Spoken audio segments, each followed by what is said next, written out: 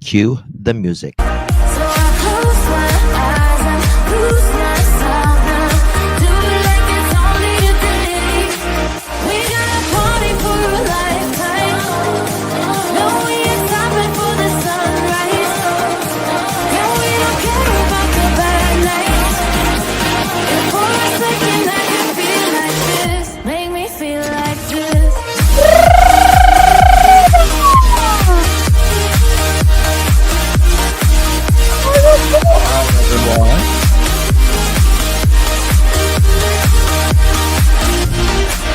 We got a party for a lifetime. No, we ain't stopping for the sunrise. No, we don't care about the bad nights. If for a second I can feel like this, make me feel like this. Young blood made of gold, a mind you can't control. Running wild, can't come down. My head is in the clouds. Gotta keep this feeling, keep on breathing, even if we're slipping away. So I close my eyes and lose myself now. Do it like it's only today. We got a party for a lifetime. No, we ain't stopping for the sunrise. No, we don't care about the bad nights. If for a second I can feel like this, make me feel like this.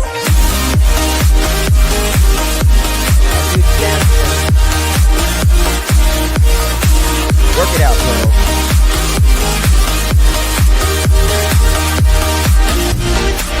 We got a party for a lifetime. No, we ain't stopping for the sunrise. No, we don't care about the bad nights. If for a second I can feel like this, make me feel like this.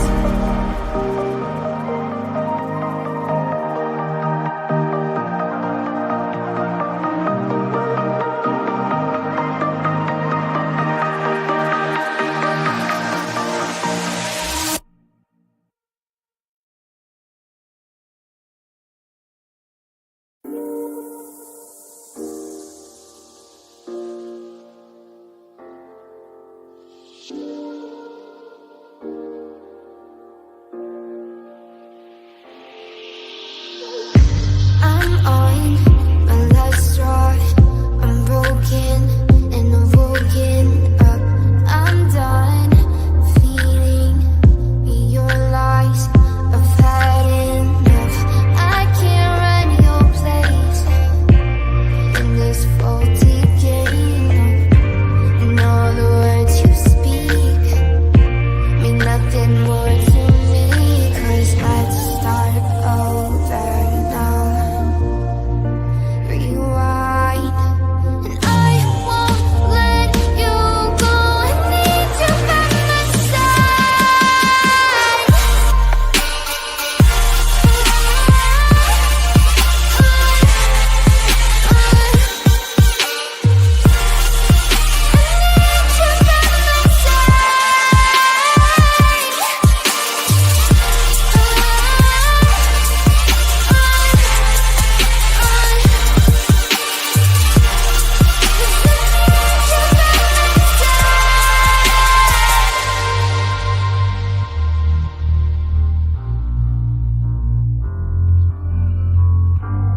Happy Easter. It's almost Easter. Believe that? I'm done, I'm gone, so don't run from the truth.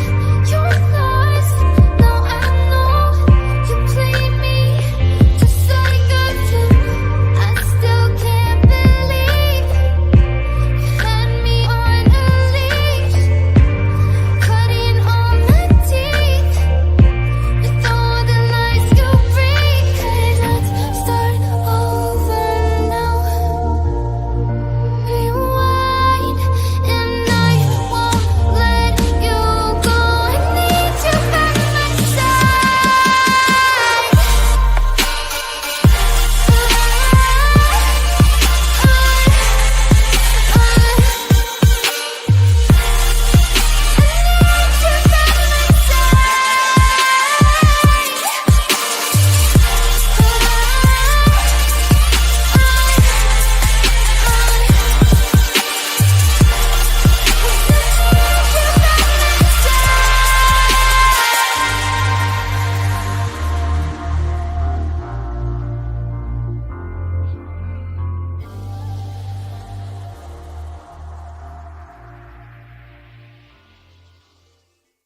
Let's take it slow.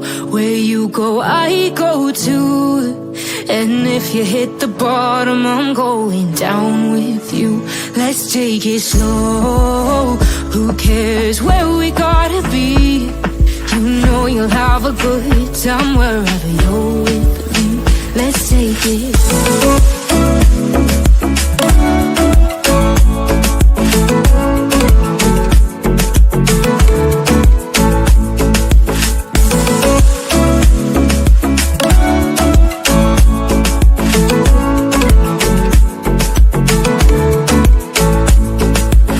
Ask me how we got here, 'cause you don't know how. You say we're taking on water, yeah, we're sinking now. Hello. You're looking all concerned, like we're gonna drown.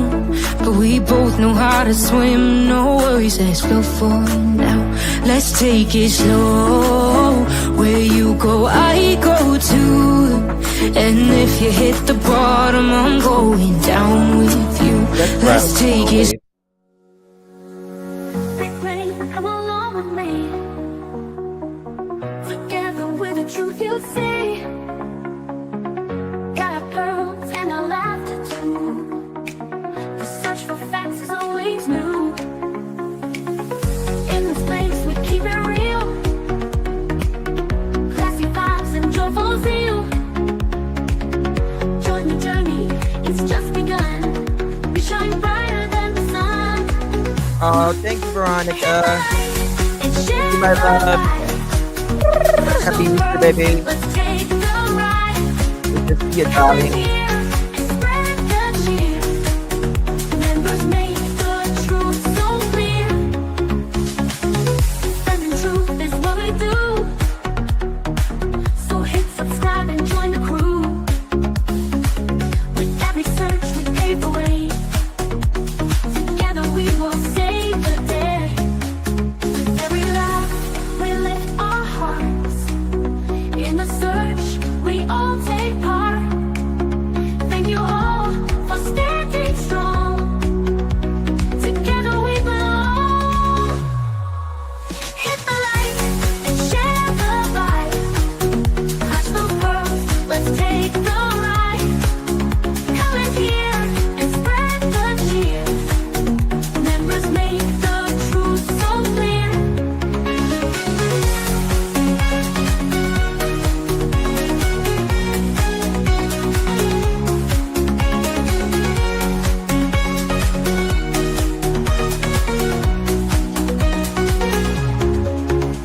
Riley. We lift our hearts. In the search, we all take part. Thank you all for standing strong. Together we belong. Hit the light and share the light. Crush those pearls, let's take the ride. Come in here and spread the cheer. Members make the truth so clear.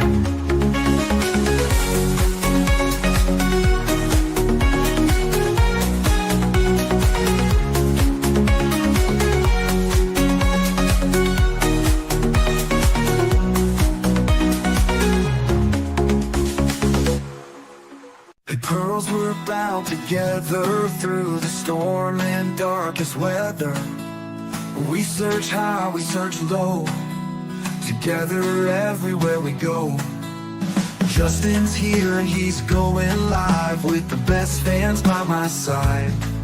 We're a family, we hold strong. Together we can right the wrong. We clutch them pearls, we shine like stars. Searching wide, spreading love afar. Every stream, every heartfelt plea. We are one in this community.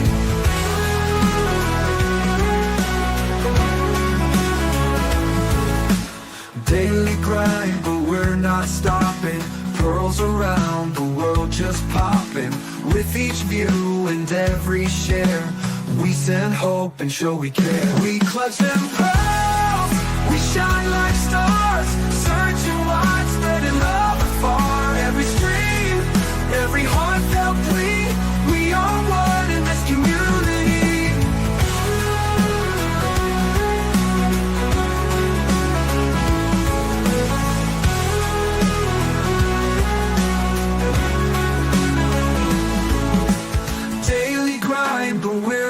stopping. Pearls around the world just popping. With each view and every share, we send hope and show we care.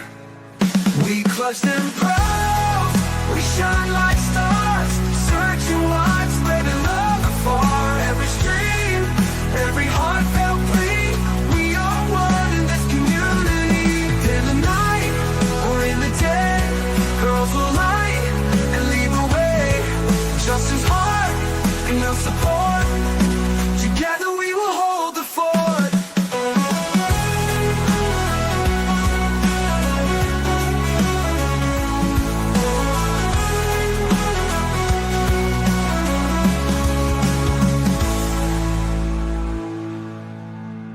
Lily grind, but we're not stopping. Pearls around the world just popping. With each view and every share, we send hope and show we care.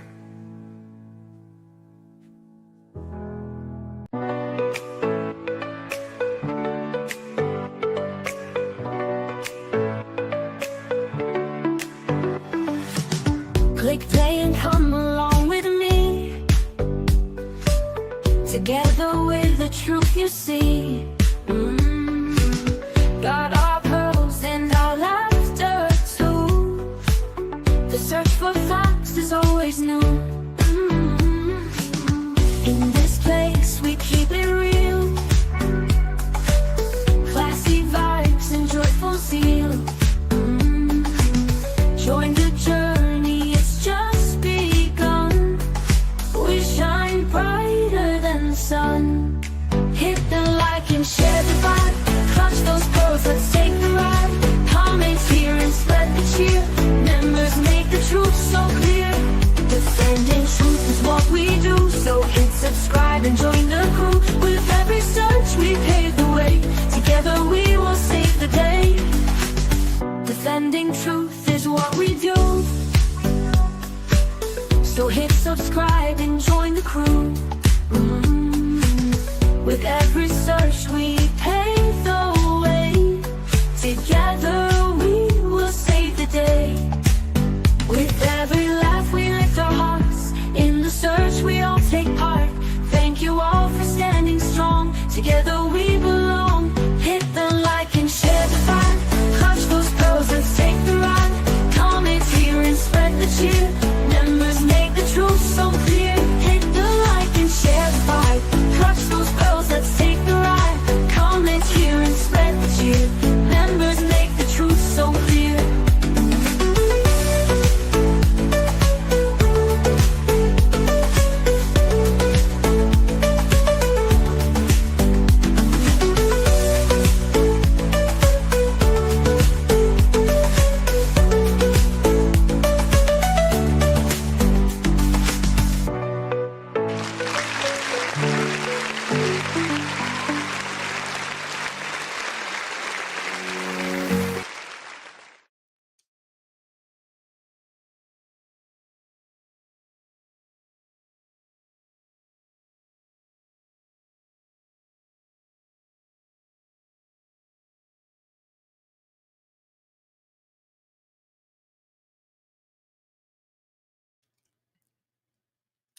Well, hello, hello, hello, my beautiful pearls. Thank you so much for joining me. I really do appreciate your time.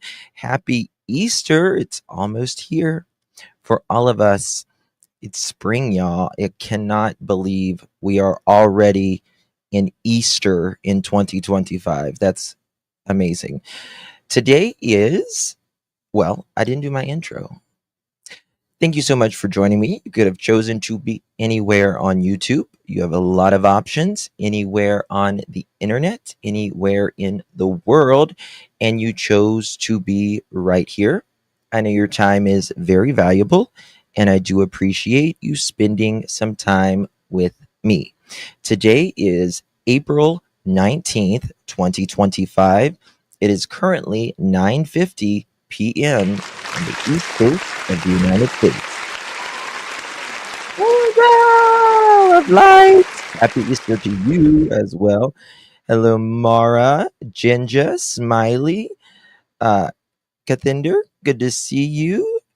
And Elizabeth, Chica, me and you, Holly, Lady for Justice, Sherry, Trishy, Seashell, Be Great, Idiot, Too Many Shoes, Pale Rider, Diane, D, Baby Kisses, Nancy, Sharon, Wise Old Lady, Nurse Sandy, Oma, Martha, Eileen, Sally, Susan,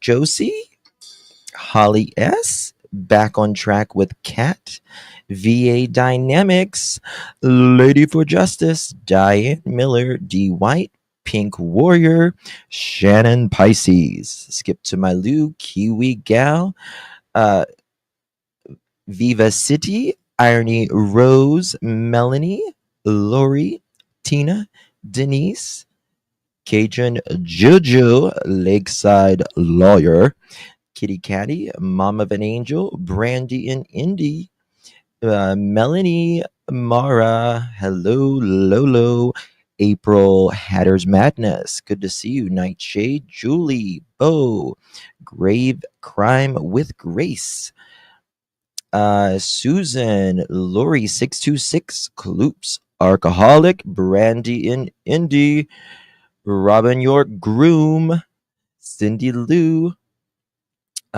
Chica, live life to the fullest, and we are, honey. D White, Cassie Rocco, Janice, good to see you. Brenda, Julie, Cindy Lou, and Elizabeth. Butterfly Kisses, Soulshine for Jesus Christ. D White, Kelly, True Crime Junkie, Susan, Ginger, Patty. Good to see you all. Mara, D White, hello, hello, Linda, Brandy, Cindy Lou, Lisa Faulkner, Teresa, Cindy Lou, Boodle Bug, Show Poodles, Kinsey, Fragile Like a Bomb, NC Country Gal, Nancy, Robin 407, D White, Cindy Lou, who, Rhonda, good to see you, April Rain, Mara, Passion Flower, everyone. Once I get started, I feel like I have to say everyone or I feel bad. Baba Rose, Sherry Lynn, Pebbles, good to see you all. Thank you all. Moonflower, Roxy D, me and you, D White, hello everyone. RKB, Veronica, Dirty Diana, how you doing? Panda Bear of 6, thank you so much, my dear. Thank you for being you. Love for all you do. Love you. Happy Easter. Thank you so much, Miss Panda Bear. Love you so much, my dear friend. Thank you so much for your support. 6 months. Thank you so much. And thank you so much for all. You. Come on, peeps. Let's get the train rolling. Justin and Remy. He worked hard for all of us. Much love to everyone. Thank you so much, Veronica. Very kind of you, my dear. Really, really do appreciate that very much. This is a later live. It was now or never. So that's why I'm on later tonight. I usually sometimes I go later, but I generally like going around 5 to 7 ish. But here we are. We've got some things that we're going to do that we haven't normally, we've never done this type of thing before. So it's going to be kind of a new thing. Let me know if you like it. If you do, great. If not, fine as well. Just me. Thank you so much. Donna, closer to you. Happy Easter. Happy Easter to you. Thank you for 10 months, my dear. Passion flower. Yes. Yes. All right. 1 second. Bear with me 1 second. Someone was saying that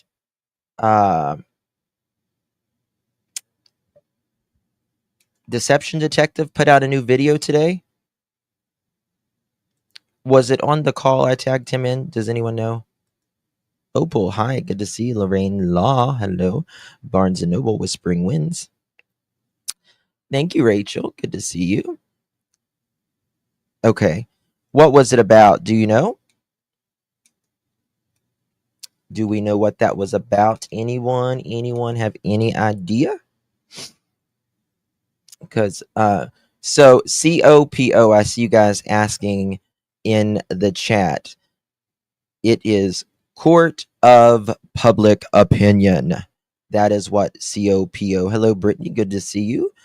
Mag50. Hello, Brenda. Haven't watched it. We can go over it if you want.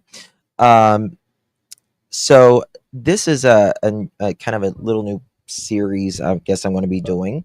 It's called the Court of Public Opinion. Everyone always says, well, you're not a judge, you're not a jury, anything like that. No, but we are the Court of Public Opinion. Hey, Scammy, good to see you. Tar, hello, y'all rolling in now. Diana, triggered. How you doing, girl? Mohawk, hello. And I want to go over some cases that are highly controversial. They are, I mean, I guess you could say some of them are solved, some of them are not solved. But I'm going to give you the pointers on them. And you guys are going to be the jury on this. We're going to do some polls and all of that. It's a fun thing. I think it is. I think it'll be fun. Let me know. Hey, Bo, good to see you. Kitty Catty, Mara D. Hello, Tina. Good to see you. Alicia, Justin, he's been covering the 1 year anniversary interview CP and KP did. Today was the next installment. Very good. Okay, we can go over that if you want to go over some of that as well. We call this a focus group, Lakeside says. Yes, yes. So we'll do that. You guys want to go over, you guys want to do the Court of Public Opinion first, or do you want to do Deception Detective first? Let me know. You're all jurors in this. Every one of you. You want to do the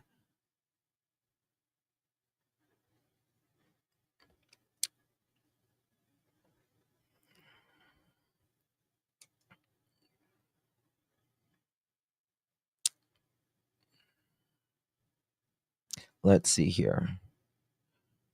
Group, please. Deception Detective. Deception Detective. COPO.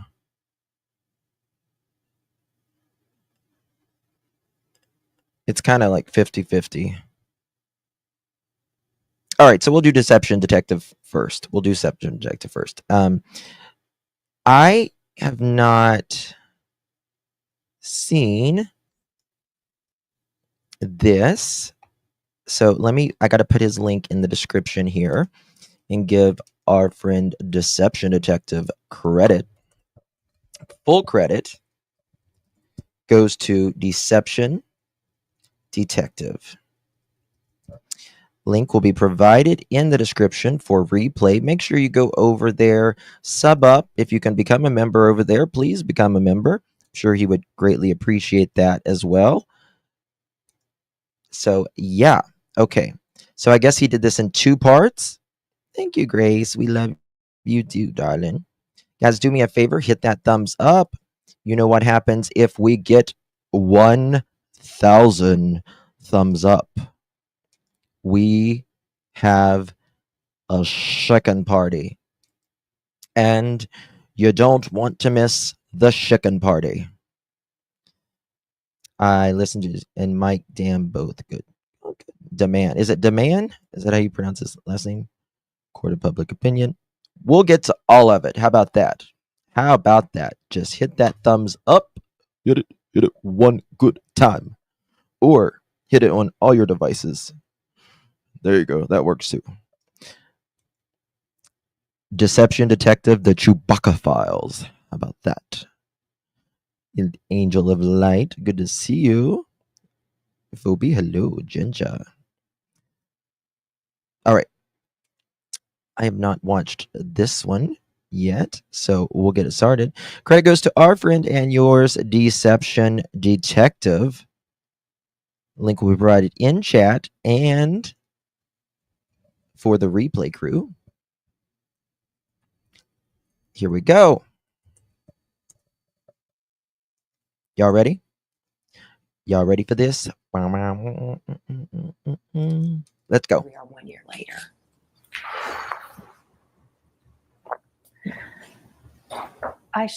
Did you hear that gulp? I never heard that gulp before. Gulp. Deception Detective is in the house. Hey, Deception Detective.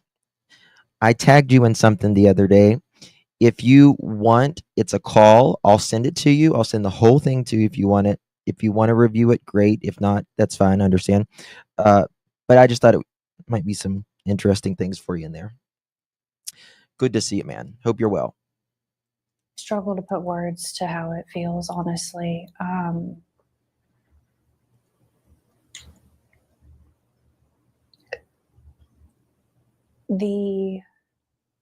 That's Chris and Katie Proudfoot, and I think they know what happened to their missing son, Sebastian Rogers. So in today's video, let's watch their most recent interview and count all the red flags. If you notice, and I've said this before, but if you notice anybody that is any sort of professional that has willingly gave their opinion out on this case, they say something does not add up here. Something does not add up here.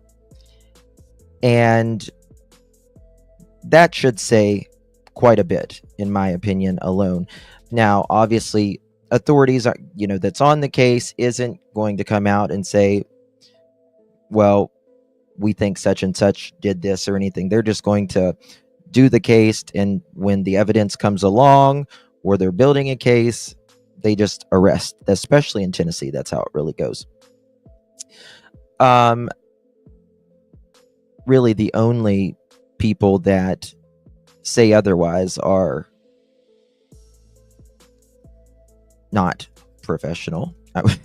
Unprofessional. I'm Deception Detective, an attorney trained in statement analysis. This channel exposes lies and manipulation. So if that's your thing, hit like and subscribe. For early access to new videos, exclusive videos, and other cool perks, consider becoming a channel member. Link in description. Now, even if you followed my channel for a while, you might not be familiar with this particular case because I haven't covered it as much as other ones like Madeline McCann and John Benet Ramsey.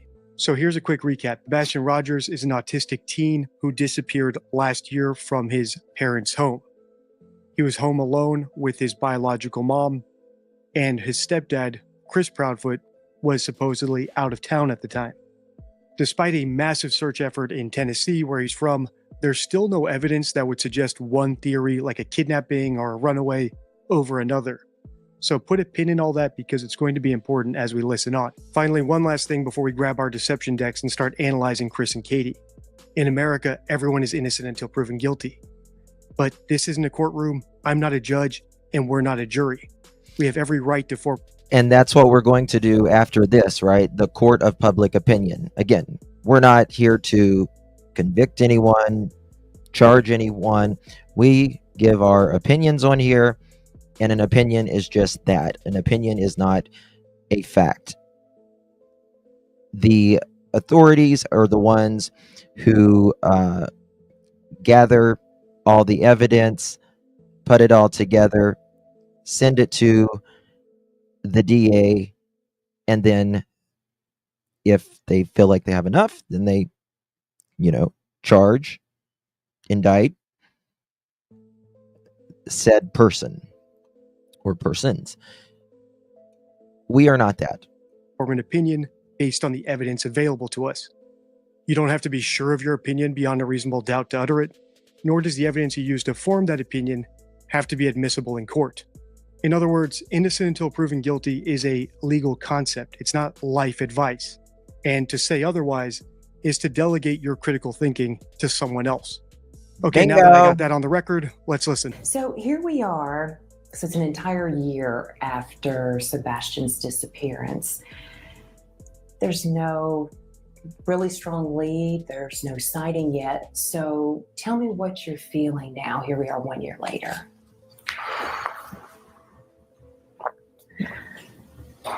I struggle to put words to how it Gulp. feels, honestly. Gulp.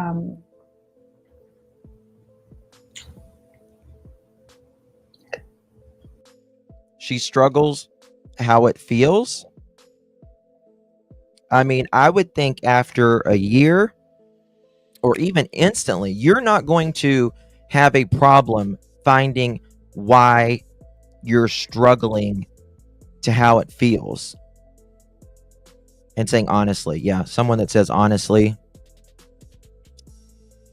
especially in something like this, no bueno.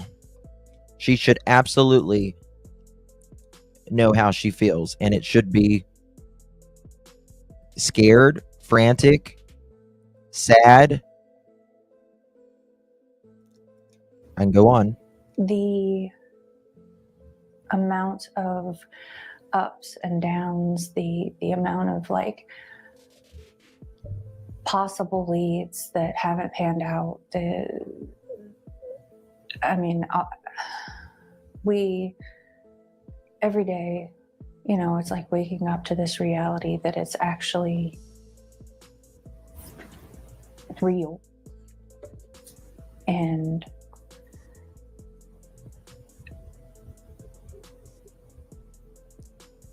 Sebastian should be home with us. He should be in school. He should be playing. He should be learning. He should be experiencing life. How does she know he's not experiencing life? Now, how does she know he's not running, jumping, playing? Now, obviously he's not doing that with them, but how does she know?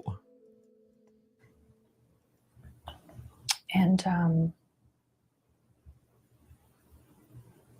until we can find him and until we can bring him home, we're going to keep doing everything we can to make sure that people don't forget about him. We're going to keep making sure that we spread awareness for him. And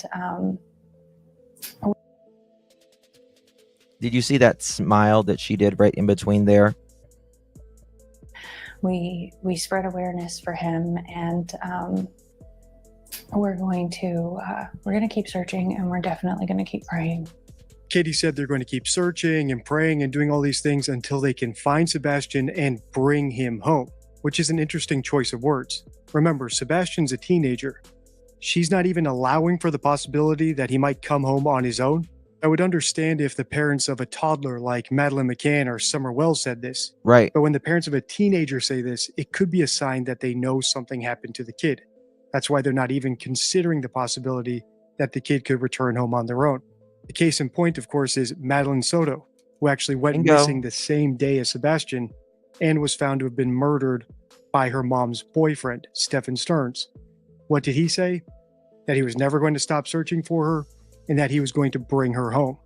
Or if you saw my recent Scott Peterson video, you'll know I made the same exact point in that video. And in that case, it was even more egregious because his wife, Lacey, who was missing, was a full-grown adult. So it really made zero sense for him to say that she had to be brought home. Now, does this mean that Katie killed Sebastian or she knows for a fact that he's dead? Of course not. But it is worth noting. You've told me you do want to stay positive. I know you both want to stay positive. That's all part of it. So in your mind, do you see Sebastian coming back through your front door? Do you feel he's okay? He's alive. He's out there. I dream about it every day. I dream that one day I'm going to wake up and this is going to be a nightmare. But She changes her facial expressions very quickly, which in my opinion tells me that it's a forced fake expression, in my opinion. She does this several times in all of her lives, actually, or videos, interviews. and she will give a smile and she'll go straight back instantly. That was the most awkward interview ever. Yeah. Yep. Thank you so much, Hobo's Life. Happy Easter, Justin, Remy, and Pearl family. Happy Easter to you, Hobo. Really do appreciate you, my love. Hope you're feeling well, my friend. Keeping you in our prayers. Grave crime with grace. Strangers have put way more effort to keep Sebastian's name alive, and thank God. You know, it's the community has been amazing, right? Searching flyers, just so many different things that individuals have done. And those two, the parents, the mom and the stepdad, took a pretty good hiatus from hearing them, interviews, everything that I'm aware of, at least. They didn't do much of anything for quite a while. They've recently done some interviews, and that's wonderful. That's what you would expect. However,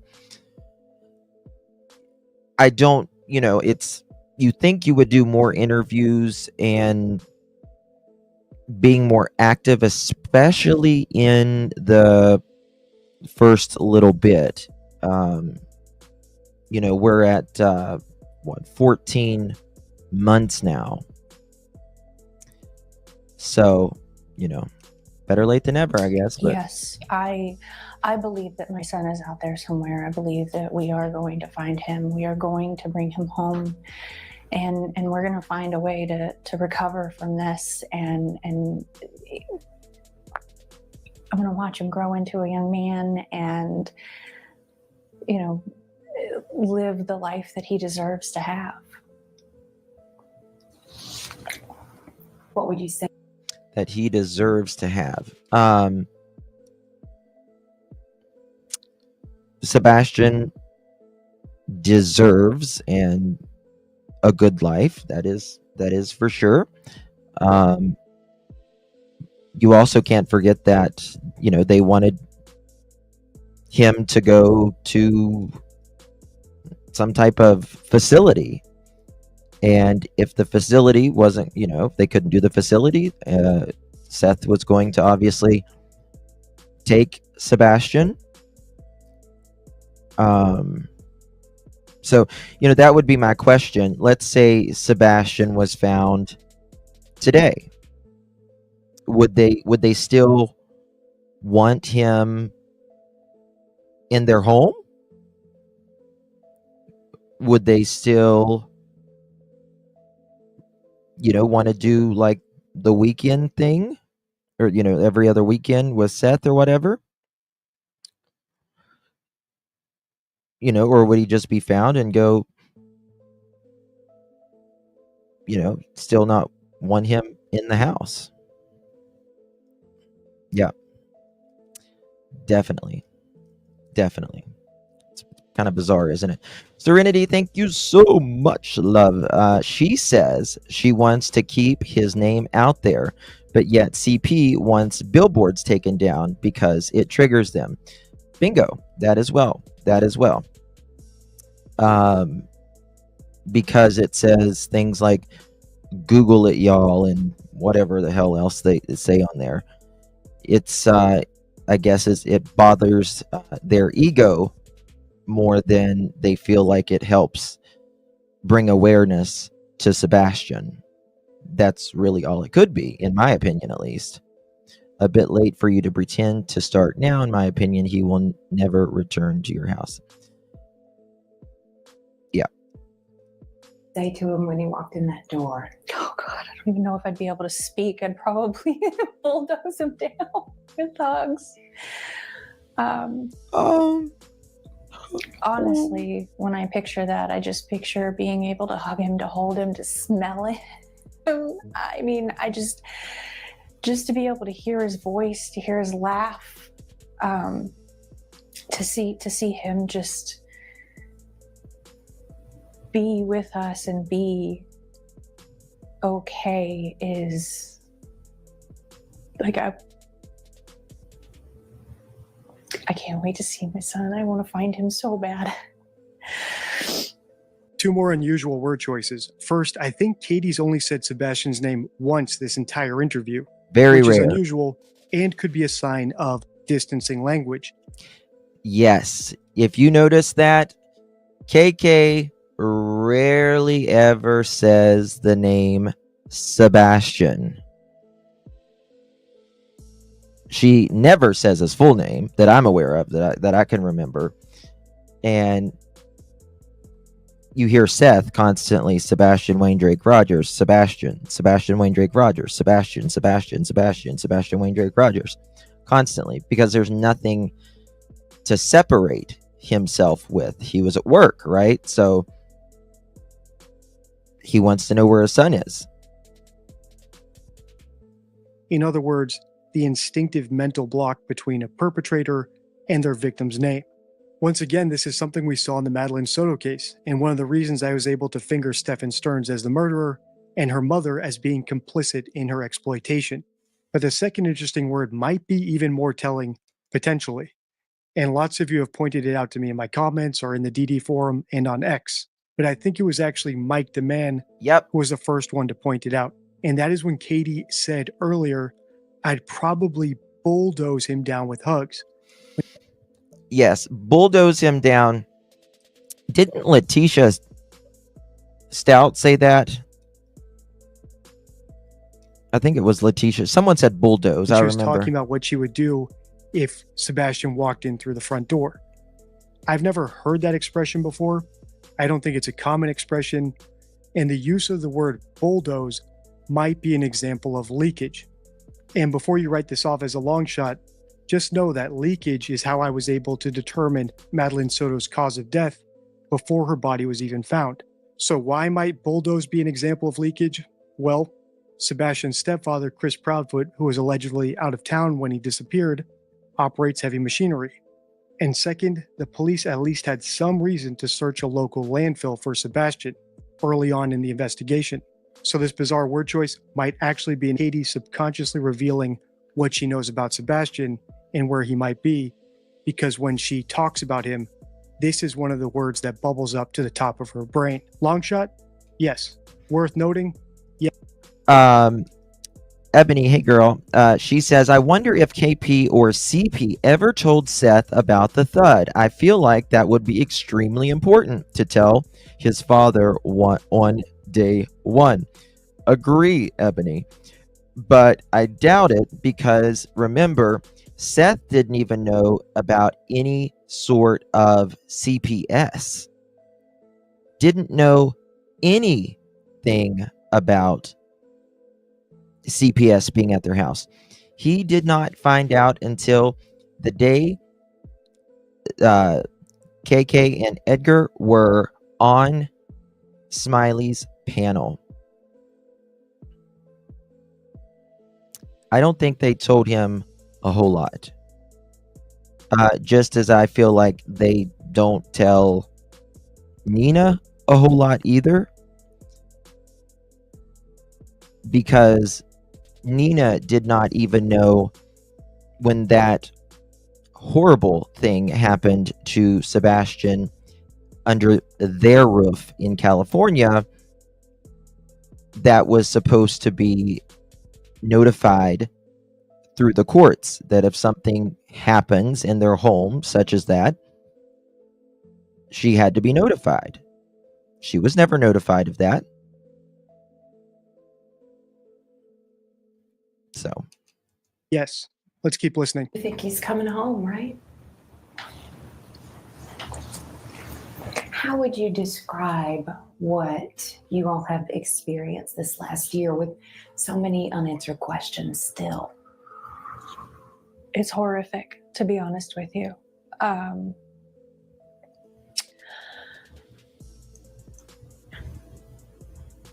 don't know how to describe what it feels like to watch the news, to go hang flyers in every store, every business, every place that you go to, and still find that some people don't even know about it. To hear that there might be a lead, and then just to sit there and have to wait and find out that it's not him yet. So KK says that, some people still don't know about it. Wow. I believe her on that. However, if people, especially local, still don't know about it, then why the hiatus with you two? Why the hiatus? Why not do interviews for nearly 9 months? Give or take? Why not? Why the hiatus? If people don't know, especially locally, then your work is not done. And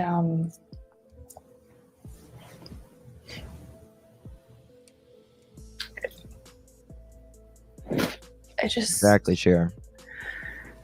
It's pure hell. I mean, there's nothing you can, there's no words, there's no way to put how this actually feels. And anybody that can, I don't see how. Lots of problems here, so let's go through them one by one. First, it's not hard to describe how you're feeling if you're actually feeling what you're supposed to be feeling. But it is hard to describe how you're feeling if you're pretending. Yes. When you are upset, when you are feeling terrible about something, it's easy to tell another person how you're feeling, right? It's natural. It comes naturally. But if you're faking, you have to not say the truth and make up the words. In other words, if you're not actually clueless about what happened to your kid, it's really hard to describe the emotions you should be feeling if you were. In fact, It might be the hardest thing any liar has to do, and how we've caught so many hoaxers on the channel, because we always speak based on everything we know. What did I tell you about the phone call that I got the other day, right? They have no problem, zero problem, talking about what happened during the day time when they went here and they went there, and this niece and that sister and this sister. Words come off, fly off the tongue, right? Start when they get home in that phone call. Everything is short, very short. You can tell they are not willing to help out the private the private investigator on that. They are actually trying to get information from her. You tell me, I'll fill you in. Well, that's not the way it works.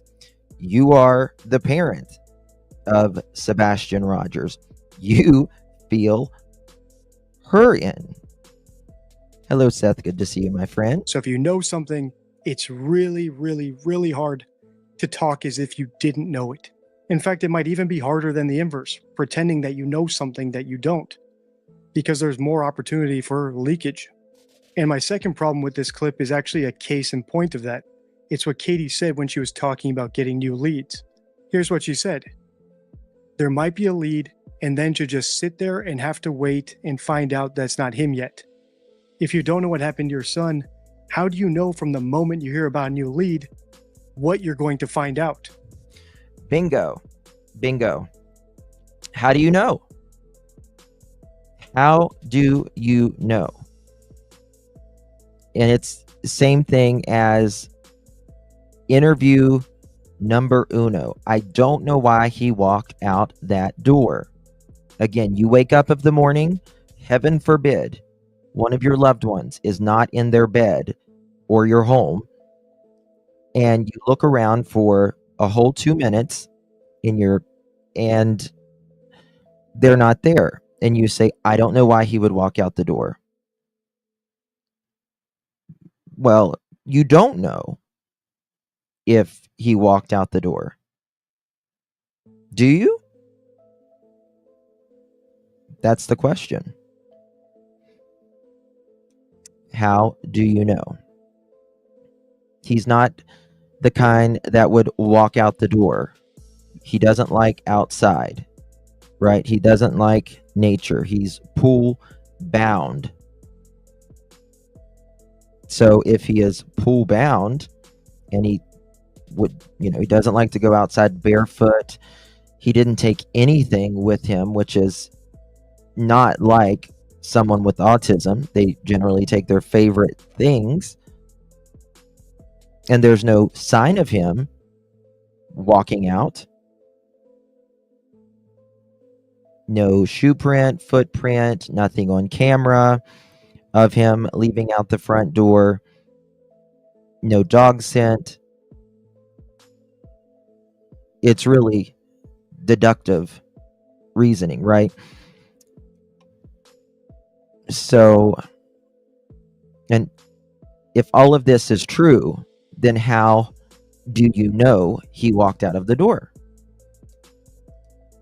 Every new lead should be an exciting mystery, full of hope, Yes. only for a crash letdown when Yeah. you find out it's not Sebastian. Bingo. Not a waiting game where you're just sitting there waiting for the result you know is going to come. Finally, we have more distancing language. In fact, this might be the most egregious example of it. When Katie was talking about going into places and finding out that they've never even heard of Sebastian, she didn't actually say, I'm surprised they haven't heard about Sebastian or his disappearance. She just said it. And that's particularly disturbing. Oh wow, I've never even seen this one. She said it. She says it. That is not even human. It's making him Sebastian less than human. I don't know how to describe what it feels like to watch the news, to go hang flyers in every store, every business, every place that you go to, and still find that some people don't even know about it. To hear that there might be a lead, and then just to sit there and have to wait and find out that it's not him yet.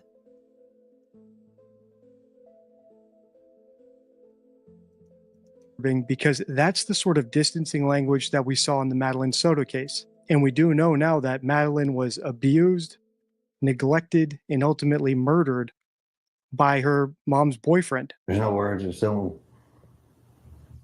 way to put how this actually feels.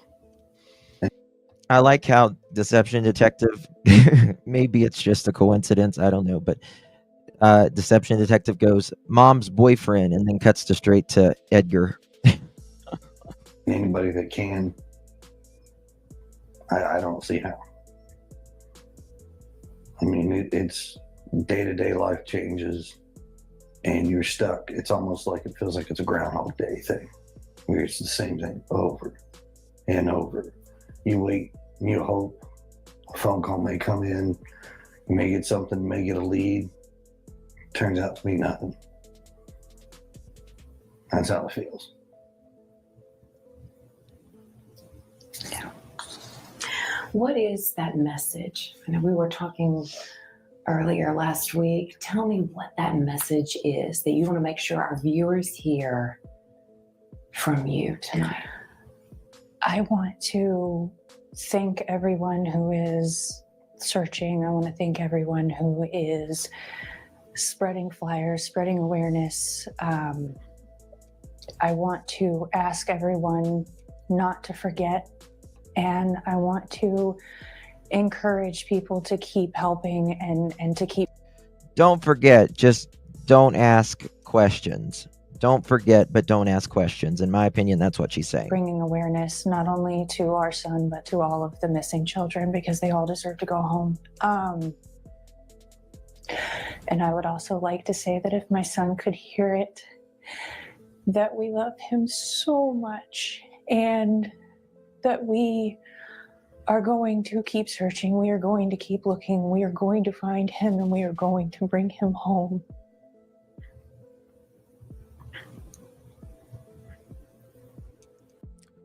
It feels empty.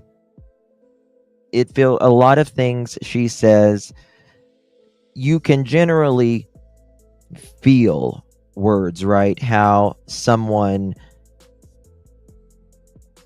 states them, how they put the energy behind the words, especially a mother who doesn't know where her son is. But it doesn't feel like that with her. It feels very flat, forced, fake. Describe your hope right now. If you saw my last video in this series, you'll know that I think Katie has been watching my videos and tailoring what she says. I promise you, Deception Detective, absolutely promise you, she is watching. What was it? I was talking about from 6:03 to 6:33. We have no idea what happened, because there's nothing from 6:03 to 6:33 that they did. At 6:42 on the dispatch, it says the mother is out in the neighborhood searching for him in her car, and she's driving a baby blue Infiniti. And I asked KK and Edgar the question, what were y'all doing from 6:03 to 6:33?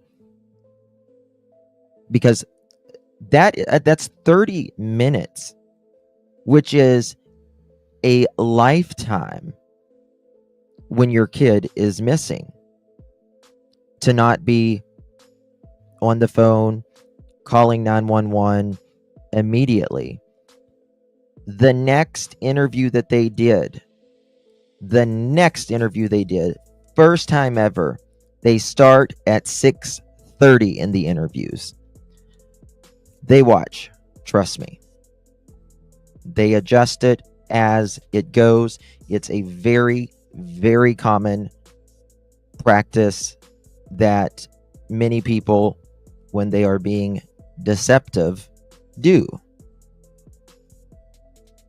Says in our interviews to match what I say an innocent person should say in interviews if they actually don't know where their kid is. For example, one of the things on my checklist is that the parent should address their child through the camera, because if they don't know what happened, as far as they know, their kid might be out there and might be watching. But the mistake that Katie is making here is that she's not actually addressing Sebastian through the camera. She's telling the journalist what she would want to say to Sebastian. And that's just not what innocent parents we've seen on the channel. Yes. You want to, if your child is watching, and listen, Sebastian, if he is out there and alive and well, he is 16 years old now. He is very high functioning. He could absolutely be watching television on the internet or whatever.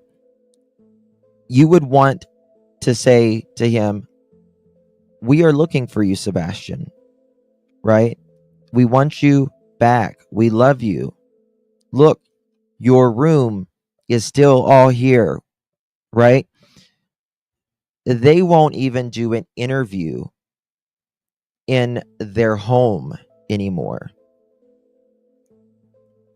They go a couple towns over to do an interview. What does Seth do? He opens up his doors. Here you go. Here you go. It's very bizarre. Right, Kelsey? Right. Thank you so much, Holly S. Reminds me of Megan Boswell, Letitia, and Susan Smith, all morphed into one person. You are so right. You are so right. Can we go back to the lie detector test with these people? Apparently, they came up clean, but they're conflicting information from different interviews. How can they be clean? Savvy, we have no idea if, I mean, KK could have taken a lie detector test. Edgar, I don't believe he did. Not for a second. If he would have, he would have certainly done it with Nancy. Again, in crime, people who have nothing to hide nothing. Right? And even if someone passes or fails, it doesn't necessarily, it's an indicator. It's a tool used, but it's not the end all be all. At least do. For example, Seth Rogers, Sebastian's biological father, addressed him directly multiple times. Nor does Katie do other things like plead for any potential kidnappers who might have her son to return him. And in one of the most heartbreaking videos I've ever done, we saw Michael Monkey Vaughn's mother do just that with someone who she thinks took her son. But Katie said plenty of other things here that jumped out to me as red. You've got Brandy, Neil Vaughn, Michael Vaughn's mother. She, and deception detective, I'm going to go a little farther on this. Deception detective, he says, Brandy, Neil, reached out directly to her son when she didn't know what was going on, directly to the individuals who could have him.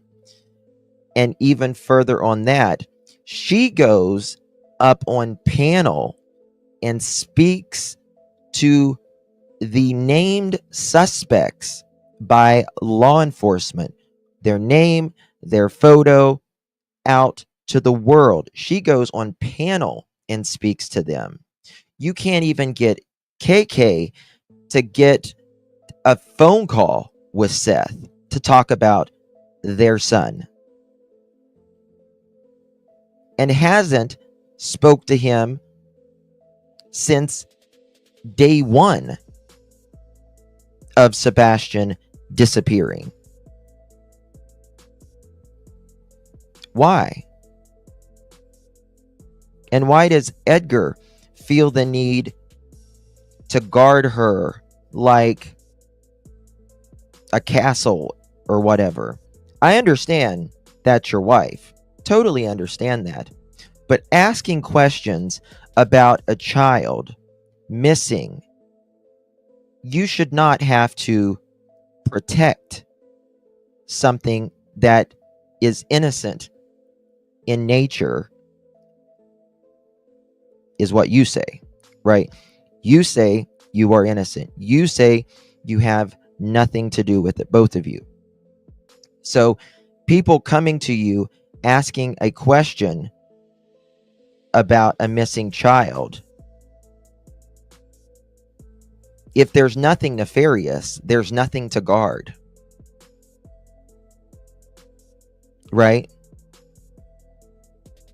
Nothing nefarious, nothing to guard.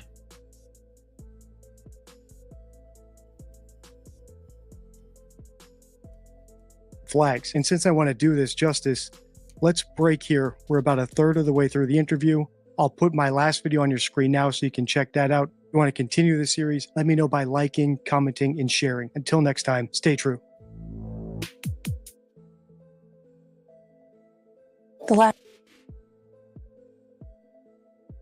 Alrighty here. This is part 2. Guys, make sure you sub up to the Deception Detective. Link is provided in the description for those of you that are never been over to the Deception Detective. You will be highly impressed, and you will definitely love his channel.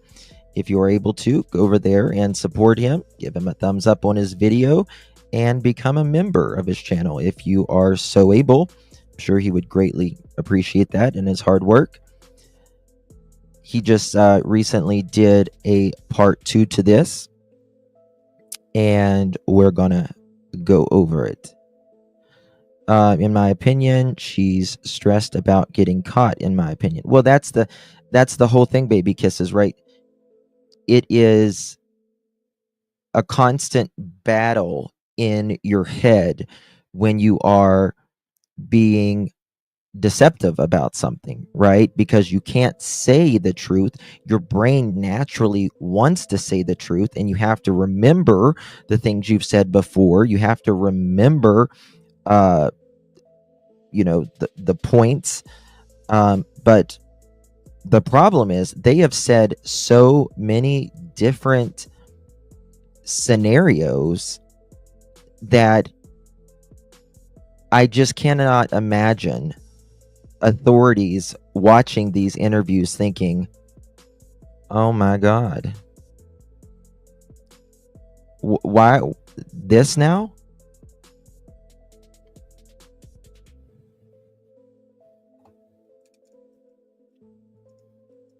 Oops, maybe if I can get it. There we go. Last time I saw my son was when he went to bed, December 7th.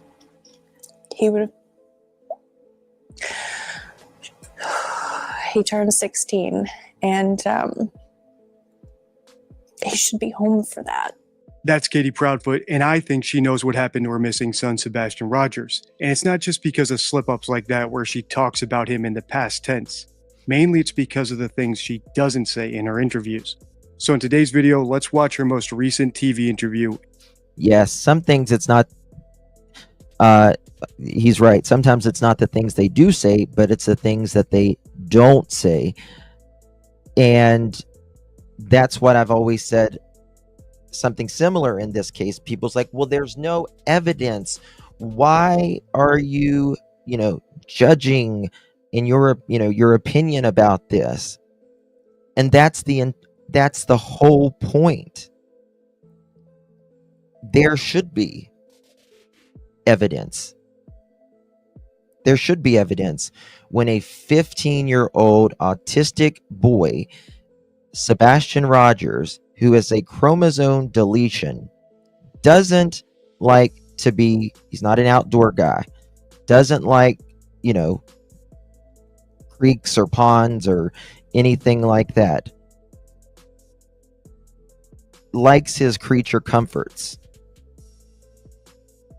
You walk out the door, there's cameras all in the neighborhood.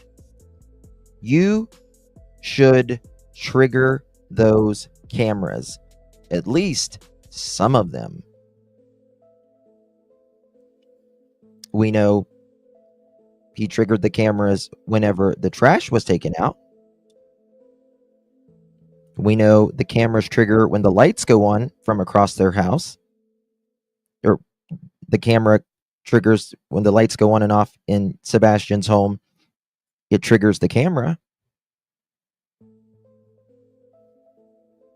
So you should have a scent. You should have either a footprint, a shoe print, being seen on camera, someone witnessing, seeing you. And second of all, how do you know that he's just going to walk in the woods? Most people don't just walk in the woods when they go missing. They're usually by a roadway.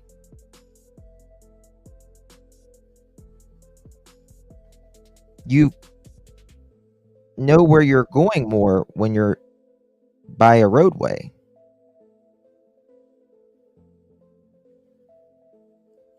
Makes no sense. In fact, the only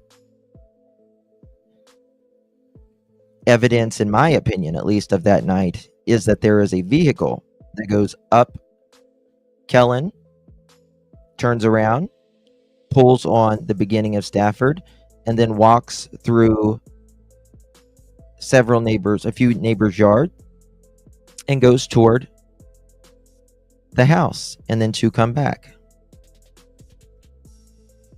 That's the only evidence that, in my opinion. And I'll show you what I mean. I'm deception detective and attorney trained in statement analysis. This channel exposes lies and manipulation. So if that's your thing, hit like and subscribe. For early access to new videos, exclusive videos, and other perks, consider becoming a channel member. Link in description. Even if you're not familiar with this case or haven't seen the other videos in my Sebastian Rogers playlist, there's no need to worry because the interview we're about to analyze contains some news clips that will bring you up to speed. Perfectly Imperfect says, unless he was running from someone, but why would he be running from his home if his mother was the only one there? Yeah, very true. Perfectly Imperfect. And I'll go a little bit farther on that. If someone is running, for their life, you're going to be seen on some of those cameras as well, right? You're going to be running. You're going to be, it's on the East Coast when it's winter time, everything is damp all the time damp. And even if it's not snowing or raining, the grass is still moist. I know some of y'all hate that word. I'm sorry. So you're going to see some footprints, grass moved, shoe print, something. Speed. So there's just one thing I want to recap before we grab our deception decks and start analyzing Katie. And that's the 7 things I look for when I'm analyzing the parent of a missing child on TV. And coincidentally, I went over those in one of my earliest videos covering this case, where I analyzed Katie and her husband Chris doing a TV interview. And even back then, they didn't do any of these things. So here's what we look for. We want the parents to speak about the kid in the present tense. We want the parents to be cooperative. So if they get asked a question, they do their best to answer the question and not over-answer. In fact, in that phone call, KK says, you're doing semantics to Edgar. And Edgar says, semantics are a big thing in this case. I've never heard anyone say semantics should be important in a missing child's case. No, just be direct and say what you mean and mean what you say. Answer, right? So they answer what they're asked, but they're not trying to push a narrative. Seth. Like the McCanns pushing the narrative of a kidnapping when they're asked what could have happened. Third is the parents are inconclusive. So if the parents say 100%, my kid was kidnapped without any evidence that someone broke into the house, or in this case, they say, my kid walked away or ran away without any evidence that the kid did that, it's a red flag. Fourth, if the kid is missing and the parents are on TV, we can expect them to address a kidnapper. I did not. So even if they're not sure the kid was kidnapped, they don't know what actually happened. So we can expect them to at least look into the camera and say, if you have my son Sebastian, please return him to us. We won't pursue you. Just drop him off at a police station. Fifth, we can... No interviewer has ever asked about the Texas Roadhouse conversation. Now, Edgar did come out and say that KK was talking to him on the phone during, texting rather, at that time, sending a picture of Sebastian's food, they claim, because Sebastian had ate all of his food, or he had never eaten something before. Again, doesn't make much sense to me, especially when he had only had his plate about 4 minutes at the time, salad dressing. Okay. I don't see that. I don't see that. Law enforcement knows what they said, and that's the main thing. But I don't see Edgar saying, "Yay, he ate his salad dressing." Mm-mm. Not a chance. And expect parents to address the child through the camera. Since they don't know what happened to their kid, for all they know, the kid is watching. So they'll take that opportunity to speak to the kid. Sebastian, we know you're out there. If you're watching this, we love you. We're going to find you. Sixth, the parents ask for help. Yep, That's Jen. the entire point of these appearances. If the parents don't ask for help, it means A, that they might know the kid is beyond any help. They might know the kid is already dead. Exactly, Mama. Or it might mean they have an ulterior motive. They're not necessarily doing this interview to help find their kid. They're doing it to push a narrative. Right, Sammy? Or they're doing it to clear their own name. Either way, they have some other agenda, and that's not expected if your kid is missing. And seventh, there's a call to action. So if the parents have to be prompted I don't to need say, the brandy. if you see my kid, call 911, or if they have to be prompted to describe their kid or ask for help, it means that, once again, their appearance was not about finding the kid. There was some ulterior motive, and we need to figure out what that was. Okay, so that's the list. That's what we're going to look out for. And it's not based on some big study or me just sitting in a room wondering what would I do if my kid was missing. It's simply things that I've noticed that actual parents of missing. Well, I mean, this is the thing. And it didn't look to be on the plate. You're absolutely right, Sammy G. But why during that photos, multiple photos that she did, at least two, you can tell she did not want him to notice she was taking a picture. If that's the case, why? Number two, why are you zooming on that photo? You can see her zooming on that photo.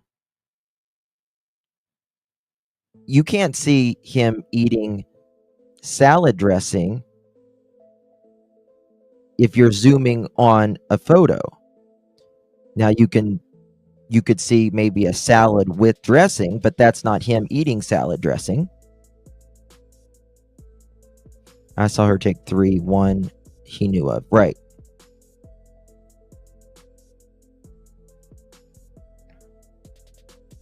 Doesn't make sense. Things need to make sense for it to generally be true in most cases. Children do spontaneously because they don't know what happened. Whereas hoaxers tend not to do these things. At least they don't do them unprompted because they actually know what happened. So it doesn't occur to them in the first place. All right, without further ado, let's listen to Katie. The last time I saw my son was when he went to bed. Tonight marks 1 year since Sebastian Rogers disappeared from his home near Beach High School in Sumner County. He's 16 now, but there are still no confirmed sightings or leads in the case. Fox 17 News' Kelly Avellino sat down with Rogers' mother, Katie Proudfoot, in the search for her son and the ongoing. Right. You could say, why didn't she show the picture to Seth as well, right? Look, he was eating a salad dressing last night. Right? We was at the Texas Roadhouse last night. I took a picture of him eating salad dressing. Nope. Public scrutiny surrounding this investigation. Green tea. A voice and an exuberant smile that have been missing for a year that Sebastian Rogers has gone without his favorite things. Cats are the number one. He loves animals, almost all animals. Animals, video games, books, and any chance in the pool. He loves water. He swims like a fish. Sebastian also missed his birthday. December 7th. He would have... He turns... See, your brain doesn't like to lie. Right? it wants to tell the truth. He would have instantly catches it. He would have gulp. Sally, you're funny. 16, and he should be home for that. Wine, As I said in the intro, it's not a great sign that Katie talks about Sebastian in the past tense. Not a great sign at all. It's not a great sign whenever your story doesn't make sense of that night, of the timeline. It doesn't make sense that you would look for your words 2 minutes. It doesn't make sense that you would call immediately the stepfather who's 3.5 hours away, not call the father to say, hey, have you heard from Sebastian? Do you have Sebastian? Was he upset? Anything like that. It doesn't make sense that 30 minutes goes by and we know nothing that happened within those 30 minutes. And again, it's a lifetime when your child is missing. It doesn't make sense that you say he walked out of the door, but there's no evidence to suggest that he walked out the door, except there is a car and a flashlight video. But then it doesn't make sense that Edgar now says that a neighbor has came forth and said that was him or her taking out the trash when nothing like that has came out. And it doesn't make sense that we have not heard, seen anything in the past year that would suggest that Sebastian is out there okay and safe. And it doesn't make sense why you're using your son in the past tense. Even if it's just a slip up every now and then. And that's because we always speak based on what we know. So if a mother... Oh, we got a new member. Look at here. Perfectly Imperfect. Thank you so much, my dear. Welcome to the Pearl family. And may I say, pearls look amazing on you, Miss Perfectly Imperfect. Thank you so much. Y'all, please welcome Perfectly Imperfect to the Pearl family. Really do appreciate you. Hey, Kiki, do they ever allow cameras in Sebastian's? Did they ever allow? No. No, Kiki. Never. No. They have never. Hey, Vic. Good to see you. CC, hello, Babs. Nothing at all. Mother knows that her son is dead or believes that he's dead for some reason, it often slips out through her words. And Katie actually looked like she was aware that she was doing it and huffed and almost made a big deal about correcting herself. So does this mean that she killed Sebastian and she knows something happened to him? No, not necessarily. But we're just taking note of it. It's even a card in the deception deck. And that's because Susan Smith in 1996 famously talked about her sons in the past tense, when at the time, just like Sebastian, they were just missing. So even though we're only 1 minute into this heavily edited interview, we already have definitely heavily edited interview. Katie violating the first rule on my missing presser checklist, talking about the kid in the past tense. December 7th. He would have... And the fact that she stops it right there and makes a bigger deal out of saying he would have, and does this dramatic gulp, to me says even more to that he would have, right? Because if you're not trying to hide anything, you're not worried about saying the wrong thing. Seems like to be very paranoid, in my opinion. He turned 16 and He should be home for that. Yep, But Mohawk. Sebastian, who has autism, Can do. hasn't been home since February of last year. After dinner at the Texas Roadhouse on the 25th, Katie says she and her son went home. Did anything happen the night he went missing that was like caused him to run away? Was he punished in any way? An argument? Just a normal night? It was a normal night. It was a calm night. That turned tumultuous by the next morning. When I went in his room and he wasn't there. He was. I hear some of y'all, see some of y'all in chat saying she says shit after that, like under her breath. That's interesting. It's very hard to lie. Your brain is wired to tell the truth. Exactly. Thank you so much, Jessica. Thank you, my love. How you doing? Hello, darling. Thank you so much. Happy Easter to you. Thank you, love. Katie says she frantically searched the house and drove around the neighborhood at 6:30 a.m. until she and Sebastian's stepfather, who says he was away from his bed. Katie and I went in his room. It was a call. He went 25th home. He turned 6. He would have. He turned 60. He would have. He turned. I don't hear her say shit, but I hear her say sh like that. But I don't got headphones on either. To me, it just looks like you're sh or something. 16, and he should be home for that. But Sebastian, who has autism, hasn't been home since February of last year. After dinner at the Texas Roadhouse on the 25th, Katie says she and her son went home. Did anything happen the night he went missing that was like caused him to run away? Was he punished in any way? An argument? Just a normal night? It was a normal night. It was a calm night. That turned tumultuous by the next morning. When I went in his room and he wasn't there. He wasn't in his bed.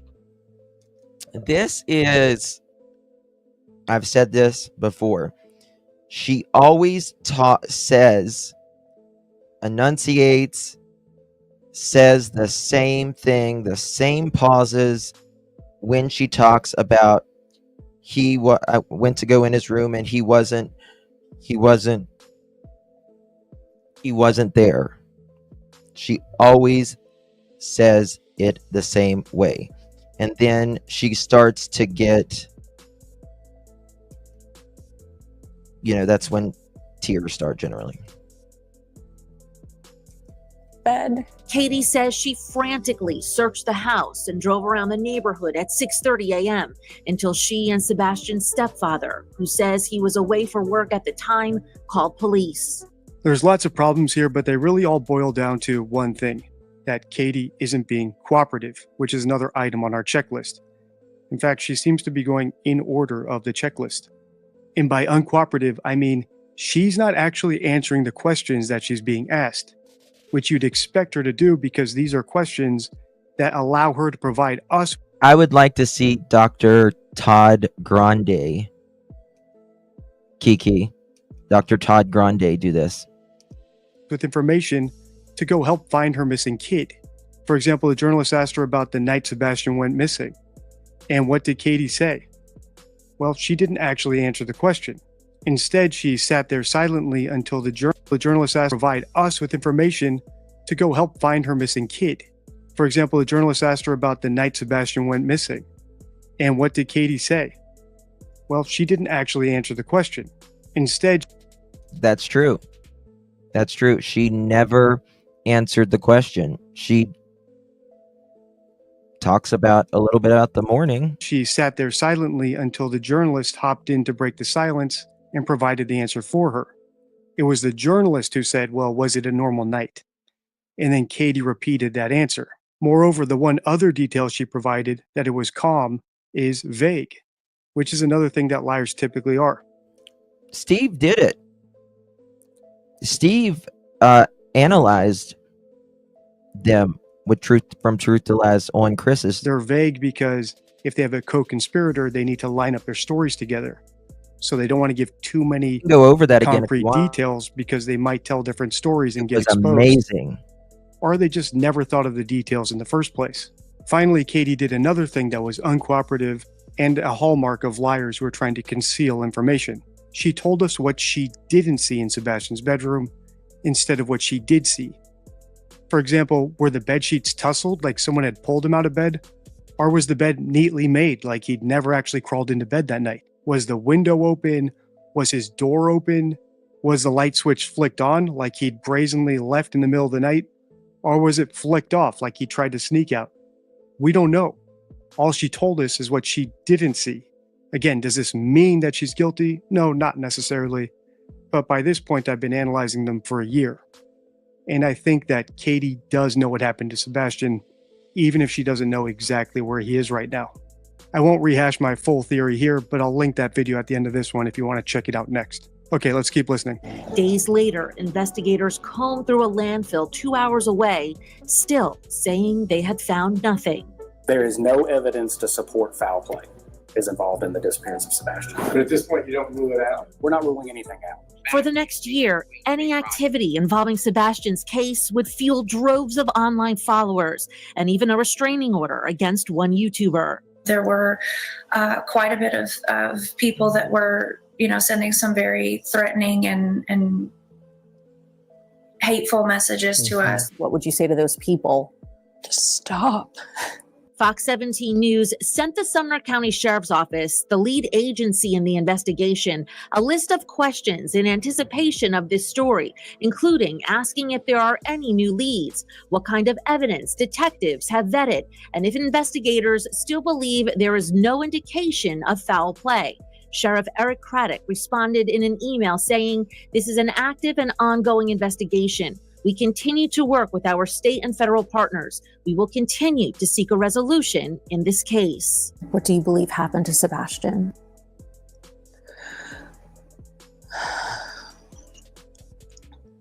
Unfortunately, over the last year, I have thought every single day, night, every moment of every possibility of something that could happen to him, where he could have gone, if he had gone with someone, if someone took him willingly, unwillingly, if he'd run away and got lost, if he'd a million different things. And unfortunately, I don't know. When this interview first came out a month ago, lots of my subscribers told me that they thought Katie had been watching my videos and adapting what she said in interviews to match my list. And that might be the case. But the problem is lying is hard. It's really hard. For example, she just said that she doesn't know what happened. And maybe Sebastian ran away, maybe he was taken. All the things I said innocent parents should say, right? All options should be on the table if you don't know what happened and there's no evidence to suggest one scenario over another. But the problem is, just like any bad scriptwriter or actress, Katie is telling, not showing. In other words, if she really thought it was possible that Sebastian might have been kidnapped, why is she not addressing any potential kidnappers?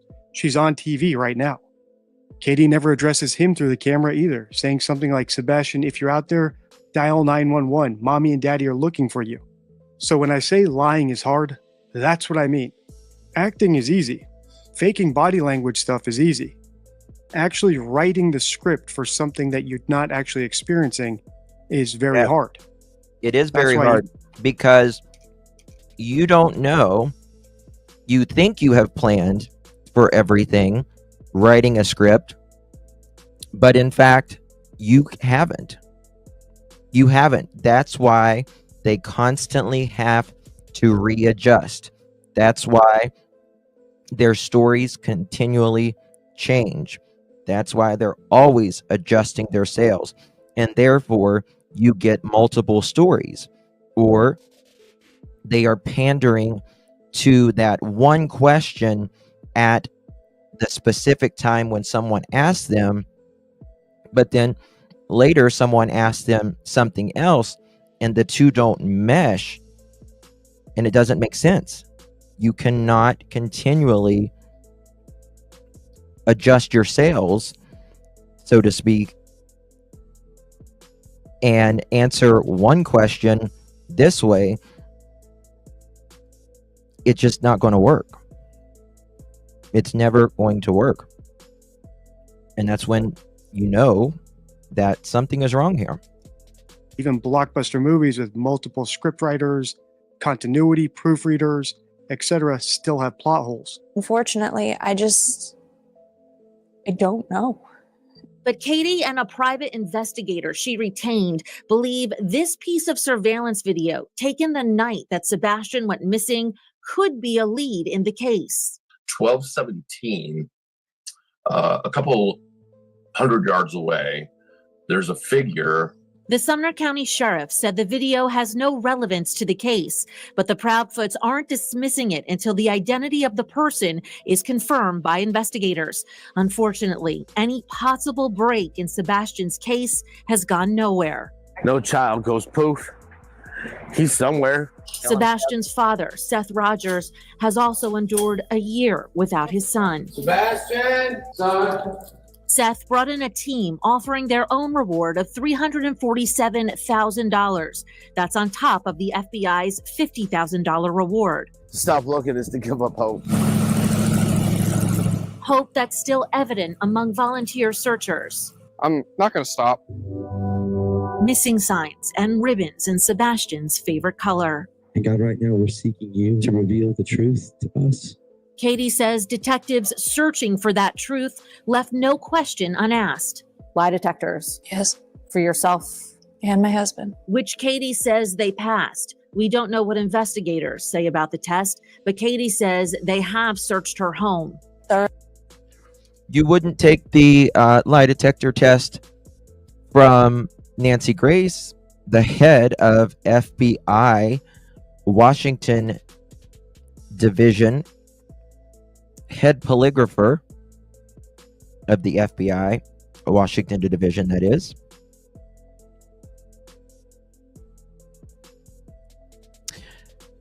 You don't have to play semantics around if you've taken a lie detector test. The first interview, number one interview, you were asked 3 times until you said, and still played semantics, I didn't say who or when took the test. Who the hell says that? That is an innocent mom, dad, stepdad, family member, friend of someone missing. You took it or you didn't. Just say it. But the fact that you play semantics around a lie detector about taking a lie detector test is all anyone needs to know about that. I think a lot of people have forgotten, or they just came in this case, since all of it has happened. Doesn't make sense. Justin, that is the second. You're right. It is the second interview. The second interview with Duchess. You're right. I think the first interview, he said, we have been vetted, we have been cleared, and everything of that nature. And there is no wrongdoing. Early, many times. Cadavers, searchers. Listen. The first time, the first or the second news interview he did, the hands interview, that's when they asked Chris, how are you holding up? First words out of his mouth, and this is how he says it.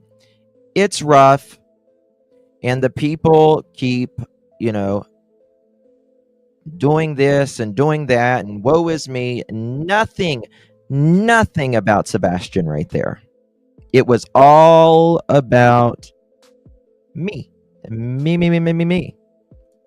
It's rough, and the people just keep coming and asking and doing this, and insanity. What do police tell you at this point? What do they think? Unfortunately, that they have zero evidence. Zero trace of the boy with a smile that's imprinted on countless hearts, especially, Katie says, on her own. I would just like to tell my son that I love him and to know that we are never going to stop searching. So a lost smile can be found. Anyone who believes they may have seen Sebastian Rogers should immediately call 1-800-TBI-FIND or the Sumner County Sheriff's Office. There is a vigil for Sebastian this Saturday, March 1st at 2 p.m. at the Celebration of Life Church in Hendersonville. And we will certainly continue to update you on any information we learn in his case. I'm Kelly Avellino. And voila, Kelly Avellino, the journalist, did what Katie hasn't done in multiple interviews. She actually asked the public to help look for Sebastian and gave us a call to action, a number to call. You see, Edgar and KK, they've never went to any sort of vigil or prayer, about Sebastian, rather. And this is the thing, you would think that parents of a missing child like KK and Edgar would go there because this is about their child. Well, KK's child and Edgar's stepchild. And those that may disagree, okay, girl mom, thank you. Those that may disagree with them rather, you would say, hi, I'm Edgar, or I'm KK. I notice you disagree with me. That's okay. That's fine. I appreciate, you keeping Sebastian's name out there. What is it that you're not understanding? So I can try to clear something up for you. So I can clear this up. Right? You said you want to know what I was doing Sunday evening? Here you go, I'll tell you. Again, because people who have nothing to hide in crime hide nothing, right? So there's that. Thank you, Kiki. Does LE still check home, or they one time and done? They've been to the home, I think, a total of 10 times. And they have been through, allegedly, rather, through families' homes of Edgar's as well. And Edgar has stated that publicly. Thank you, Kiki. Thank you, Spirit Seeker. Question: take YouTube away, and what awareness is left? Where's anyone being a voice for Sebastian? TikTok has some, but where is Katie yelling from? Good point. Good point. I mean, the vast majority of the population who sees this case agree that this isn't right. Something is really wrong here. Something is very, very wrong here. That's obvious, right? There is some, TikTokers that do Sebastian's case, but not as in depth as, YouTubers do generally. So, yes, we're in. Crispy said extended families homes also. Yes, sure did. Yeah, I mean, I haven't seen KK actively do any sort of,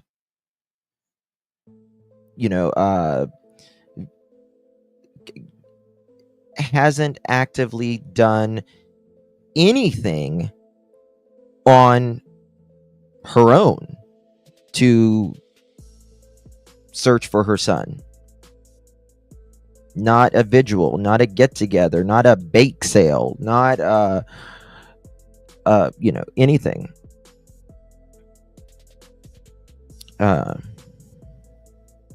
Thank you, Kiki. Would love to have heard the combo between KP and tattoo artist. Oh my god, I know, right?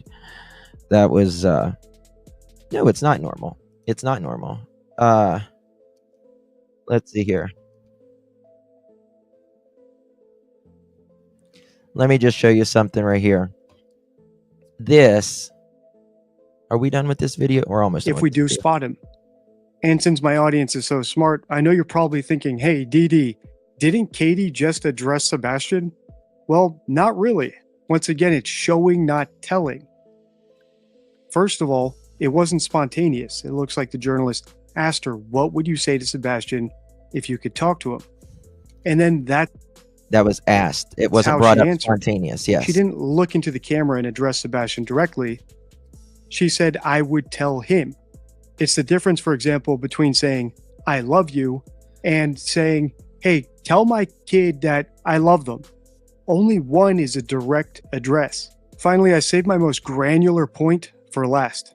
As you can see here, even the news station that posted this video quoted Katie saying, we're never going to stop searching. Which is a great thing to say if you finish that up with saying, we're never going to stop searching until we find our son. Yes, yes.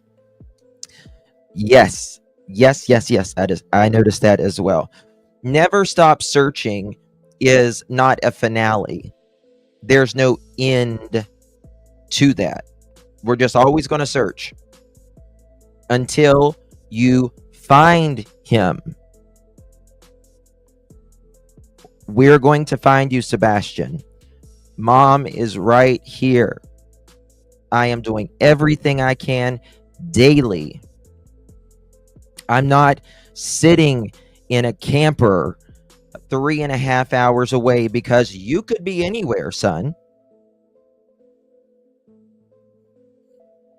No. Mom didn't speak for 9 months on any sort of interview. Remember, Mom has been the quietest out of all 3 parents. Right? Mom is usually the loudest by far.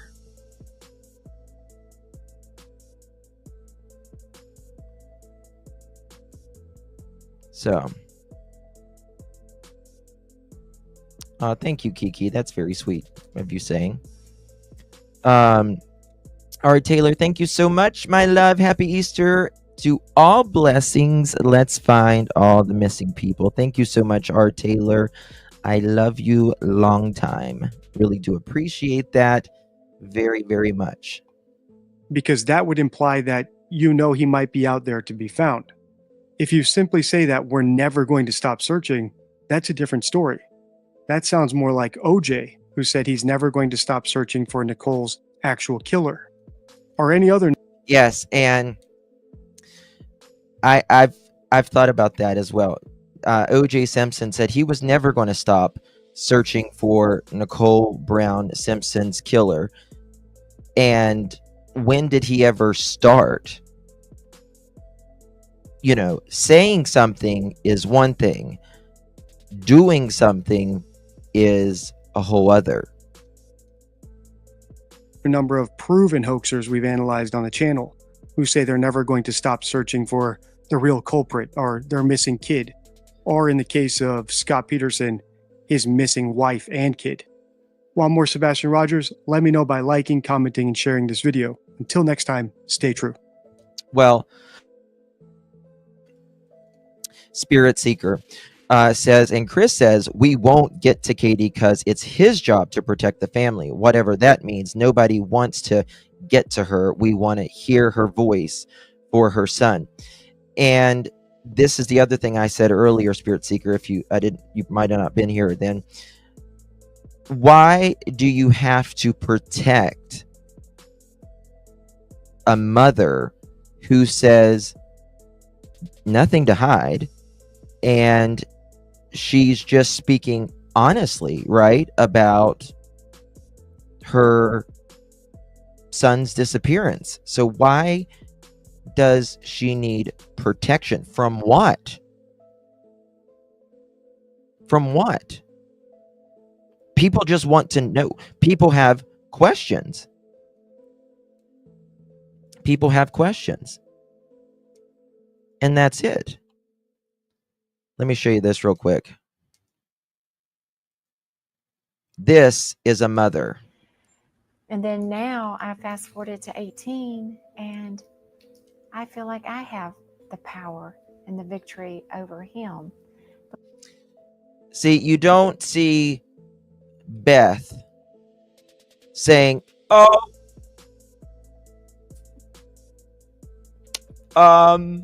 well,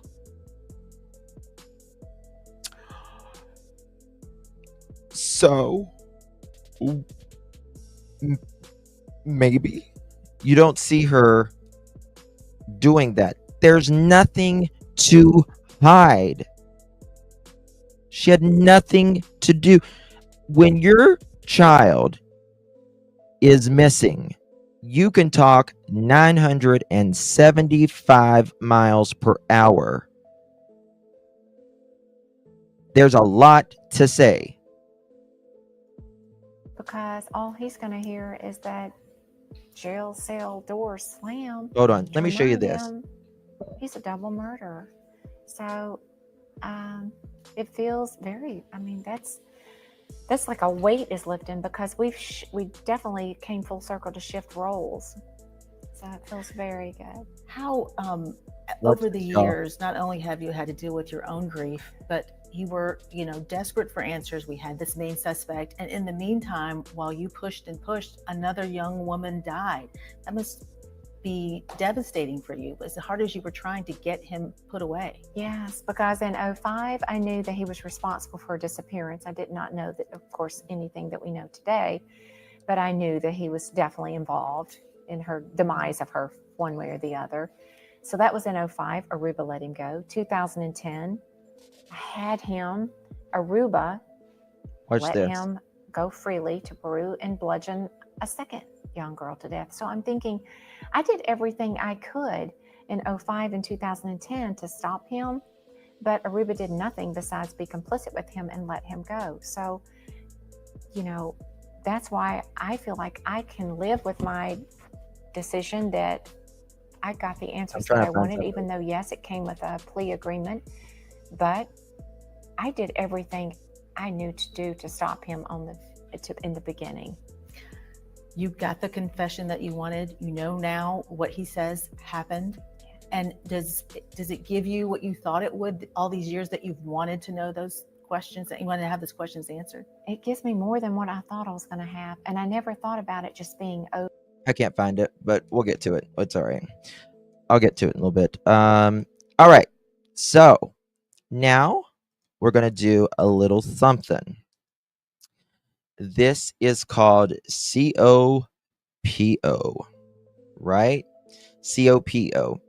The first thing that we're going to do, you guys are the jury, the court of public opinion jury. Okay, and we're going to talk about some highly controversial cases. I'll show you the cases that we're going to talk about today. We're going to be talking about Collier, Don and Candace Wells, Kyle Rittenhouse, Cindy Anthony, Barry Morphew, all of that. Okay. All right. Do you guys remember Debbie Collier case? Anyone remember Debbie Collier case? Court is in session, people. Court is in session. Here we go. I will tell you about it if you don't remember it. This is Debbie Collier. And Debbie Collier, her case was ruled a self-inflicted. Am I low? Is my volume low? Is that better? I just realized I had my mic on the wrong setting. That should be better. Okay. This is Debbie Collier's case. Okay. So we're going to step in the court of public opinion, and the case, we're putting this on trial of the court of public opinion. Debbie Collier, a woman found naked and burned in the woods after sending a cryptic Venmo that sounds more like a hostage situation. Did she really commit self-inflicted, right? Or did someone get away with murder? September 10th, 2022, Debbie sends her daughter a Venmo of $2,385 with the message, quote, "They are not going to let me go. Love you. There's a key under the flower pot," end quote. She was found the next day, nude, partially burned in a ravine near a red tote and a burnt tarp. The autopsy rules it was self-inflicted, and she was she was nude, partially burned in a ravine. Okay, I read that part. She died of self-inflicted thermal injuries and inhalation. Police say she bought a tarp, torch, and lighter and gassed herself. She was seen at a Family Dollar just a little before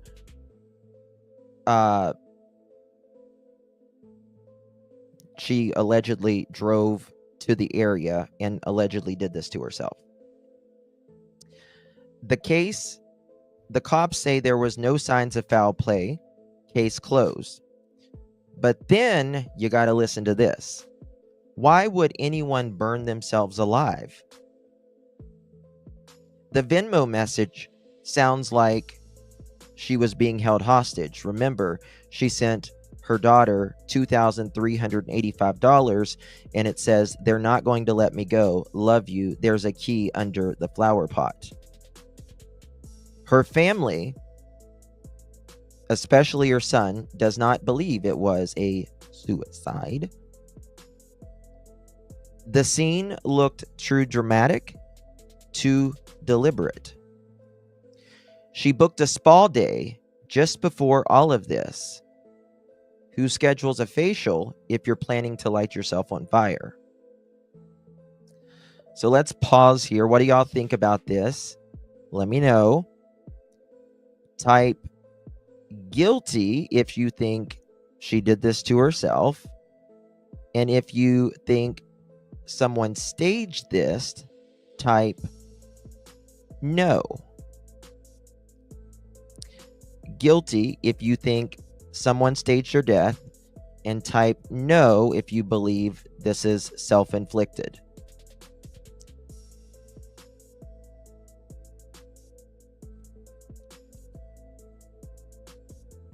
People feel one way or another about this. We're going to do a poll on this as well. And I've got some little videos and stuff I'm going to do. All right. Let me do a poll here. Do you think Debbie did this to herself or foul play? Did to her. Okay. Self or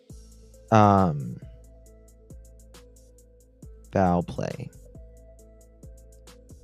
1 second.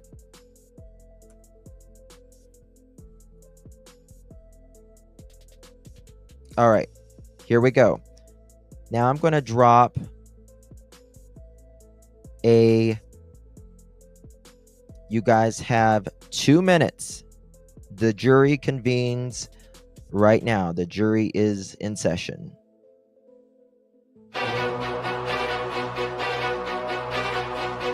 Two minutes and 20 seconds for the jury to convene. Do that poll.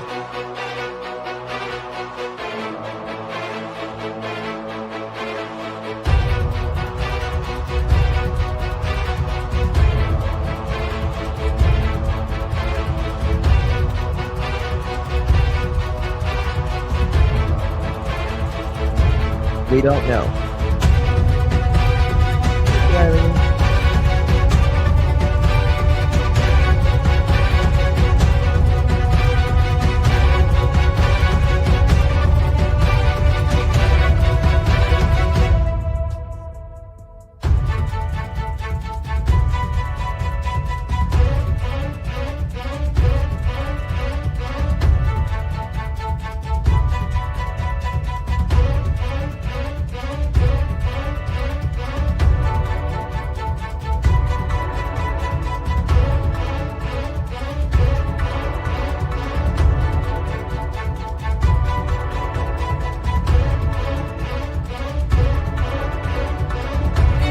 Poll is up at the top.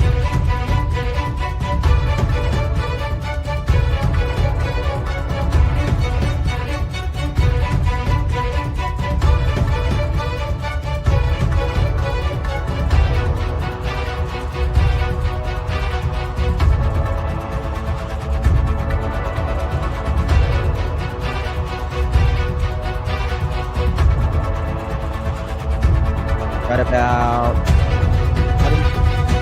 5 seconds left. Make sure you do the poll.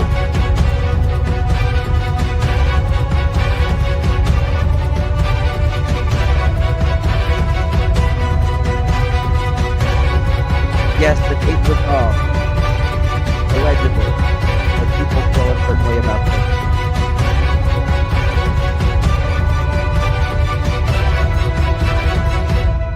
Five seconds. All right. The jury has spoken. Here we go.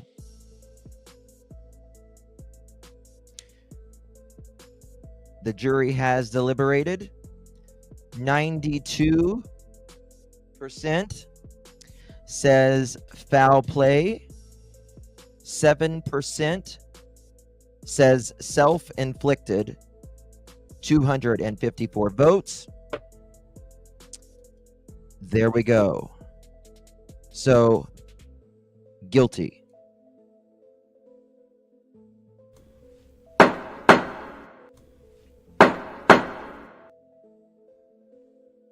Court of public opinion.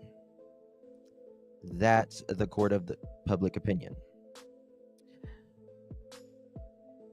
The murder diagnosis was she did this to herself, possibly someone close to her staging the scene. Financial coercion.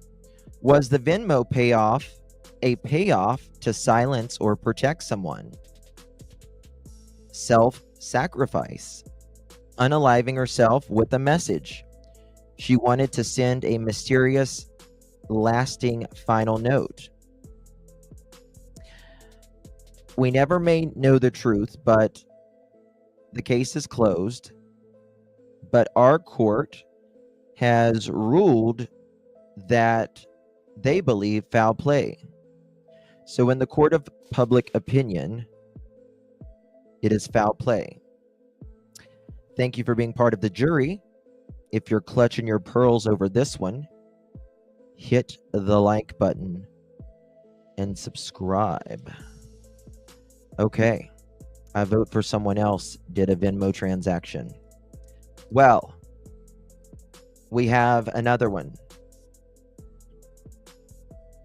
Next on the docket,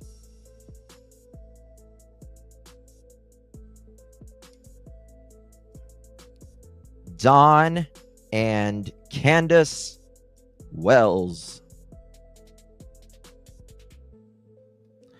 Don and Candace Wells. We all know Don and Candace Wells, don't we? Here is Don and Candace Wells.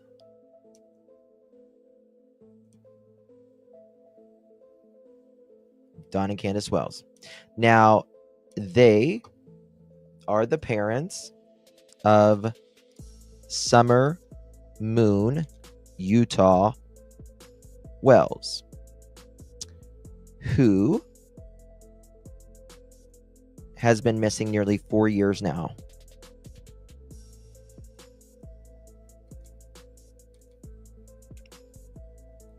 Been missing nearly 4 years now. A 5-year-old girl vanishes from her home in the hills of Tennessee in June 15, 2021, and hasn't been seen since. Her parents, Don and Candace Wells, say she was abducted, but with no suspects, no evidence of a break-in, and no charges, the court of public opinion is still wide open. Let's look at the facts, and you be the jury. June 15, 2021, Summer was reportedly last seen outside of her home in Rogersville, Tennessee. Candace says she and the grandmother were planting flowers, and Summer went in, and she went inside to check on Summer a few minutes later, but Summer was gone. A massive search began within hours. TBI issued an Amber Alert that remains active to this present day. But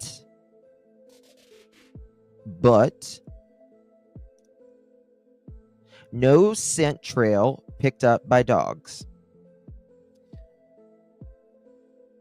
Her last scent trail, they said, may have went down a driveway, but they're not even sure if that was her most recent one. No forced entry. Summer's bedroom was in a hard to access basement. It was a dungeon. No solid witnesses, no confirmed sightings. Don's strange interview, awkward laughter, odd phrasing. Candace, the mother, refused to talk, then gave many inconsistencies in her stories. CPS involvement, alcohol and drug history, domestic calls with some, you can hear Summer in the background yelling that her father is hurting her. Don often fought with creators online, then disappeared. You generally don't ever see parents of missing children fighting with creators. It's a rare thing.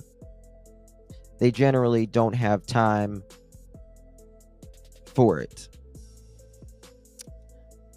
But Don said within a few hours that he will see his daughter in the resurrection. If you think Don and Candace are hiding something, type guilty in the chat. If you think it's just tragic, messy parents who lost a child, type no. And if your pearls are officially clutched, I don't know what else to say on that one.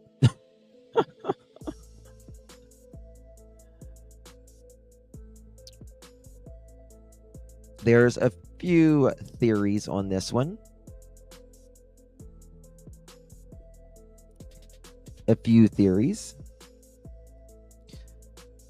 Dawn and Candace guilty in court of public opinion. Yes. Guilty. No. Just messy. Innocent. Or okay, there we go.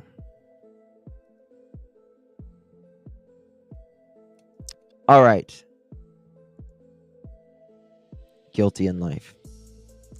The poll, or sorry, you guys are now in the jury room. Probably not going to do it 2 minutes this time, so vote fast.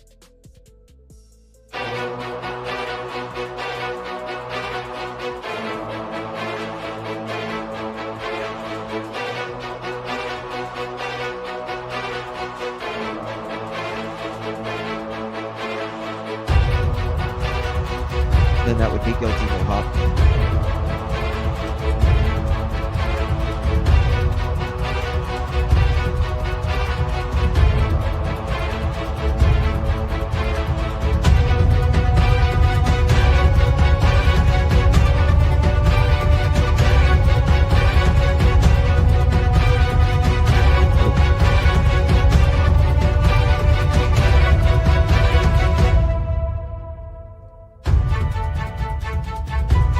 How many polls do we got?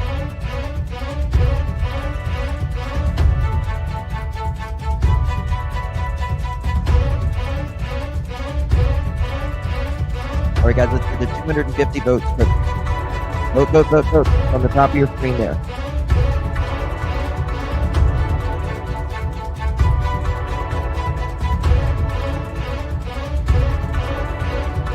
All right. 10 more seconds. 10 more seconds.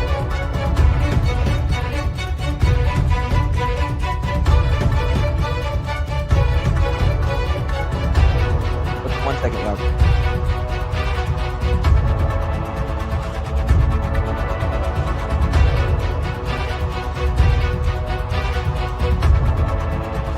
All right.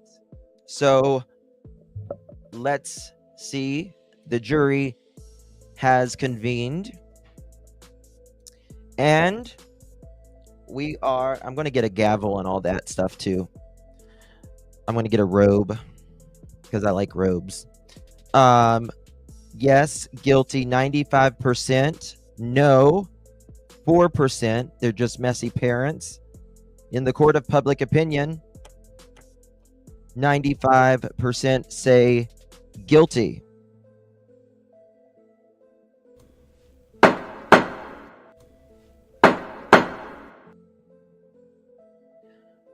The jury has spoken.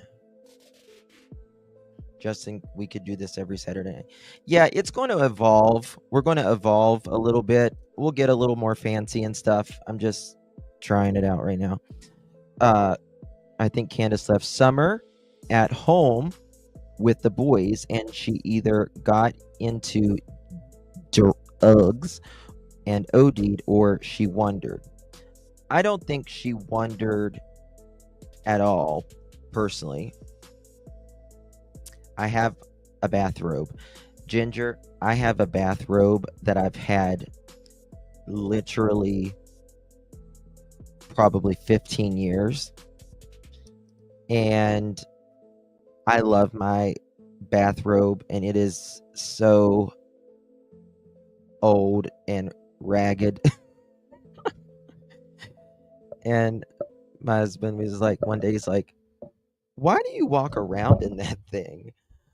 I'm like, I like my bathrobe.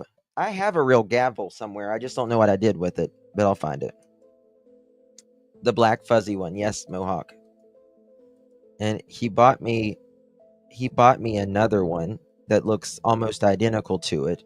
And I wear it sometimes, but I like my bathrobe. So I've had mine for 20 years. I love it. Yeah. I've had to tie the belt back or sew the belt back on. All that. Oh, honey, Ginger, it's a mess. Order in the judge room.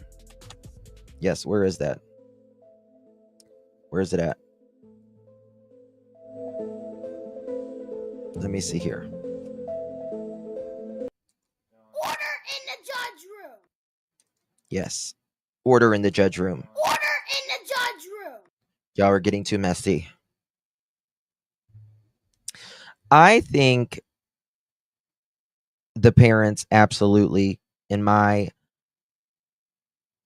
humble opinion, I feel like Don and Candace Wells knows exactly where Summer Wells is by far. Hey, Muscles, Sharon, good to see you.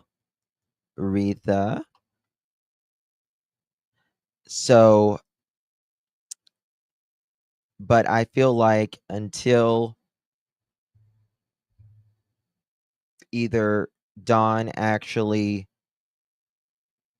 confesses with his mouth, with his sins, actually confesses with his mouth of his sins, then I feel like we're not going to know unless there's a new sheriff or she is found somewhere. Wig and robe. I don't know about the wig. I mean, I might get like a cute ponytail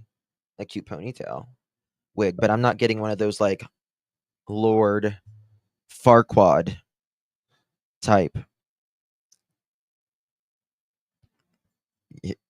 Well, that's my court of public opinion. They need a new detective on the case. Yeah. Or the boys speak out. You see, I don't know.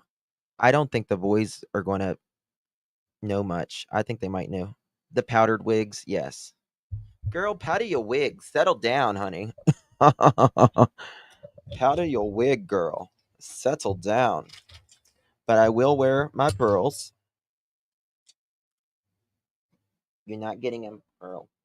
You're not getting them, ma'am. No, ma'am. We need a gavel emoji. We'll get one. I'll get you one. I'll get you one. All right. Who's ready for? Let's do a little different one because I think I might know how you might vote on this one, in my opinion.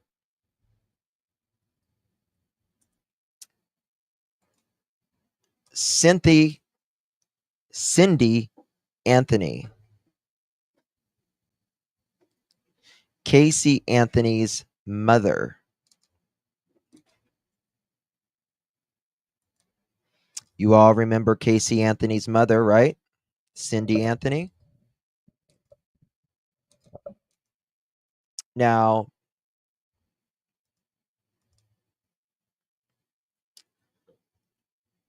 a lot of people thought she might have played a role in her granddaughter's demise. But I have my opinion about it. And I'll tell you the pros and the cons. We're talking about the most infamous family drama in true crime history, the Casey Anthony case. But this time we're putting someone else on trial in the court of public opinion. Casey Anthony's mother, Cindy Anthony. Did she cover for her daughter, or was she another victim of the chaos? Kaylee Anthony, 2 years old, was last seen June of 2008.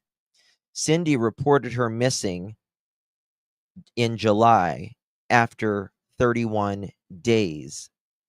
Her 911, I can't even talk. Her 911 call said, quote, "It smells like there's been a dead body in the damn car," end quote. But then police started digging. Cindy immediately changed her tune, defending Casey, her daughter, and even lying under oath. She lied in court to protect Casey, claiming she searched for chloroform instead of her daughter. Her early 911 call contradicted her later testimony. She allegedly helped clean up evidence and cover Casey's lies.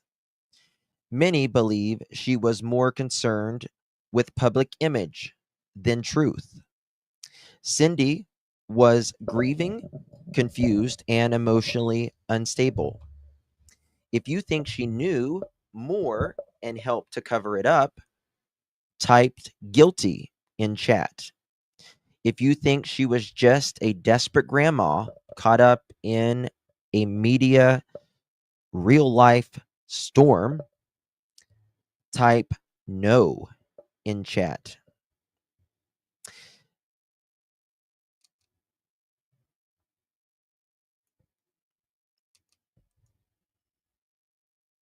Let's see here. This one's going to be a very divided one, I can tell you. Hold on, Pearl. 1 second, baby. Did Cindy help Casey cover up death? Now, guilty in court of public opinion, no.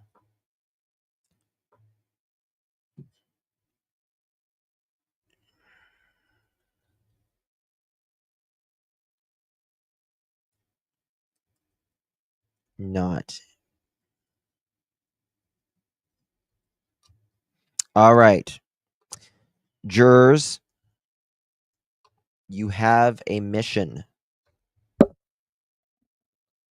You have a mission.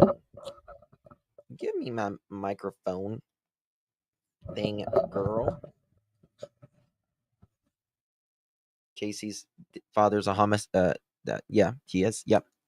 All right, we're going to go over some theories here in just a moment. We got 1 minute. 1 minute to convene. Please write in that chat or write in that poll.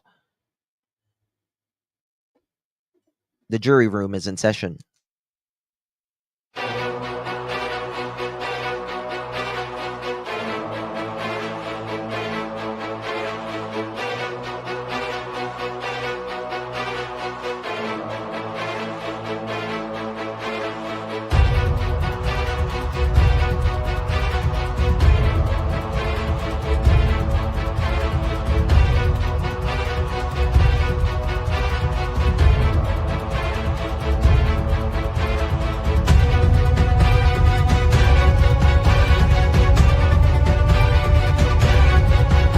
Seconds.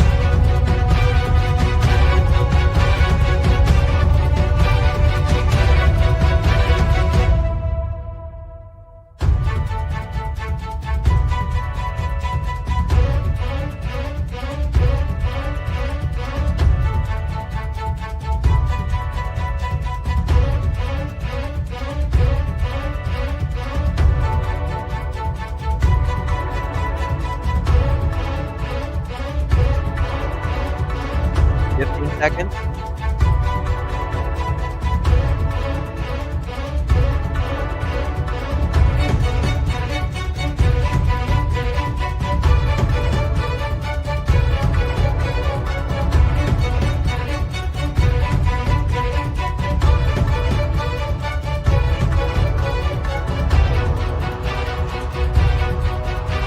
All right. The jury has spoken.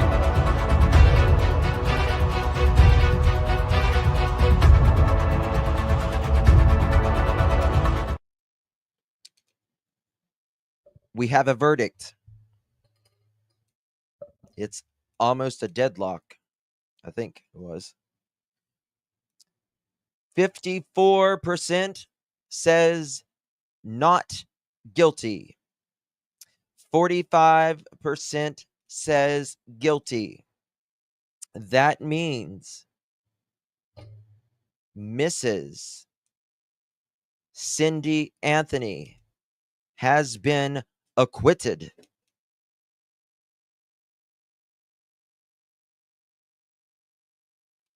She is not guilty.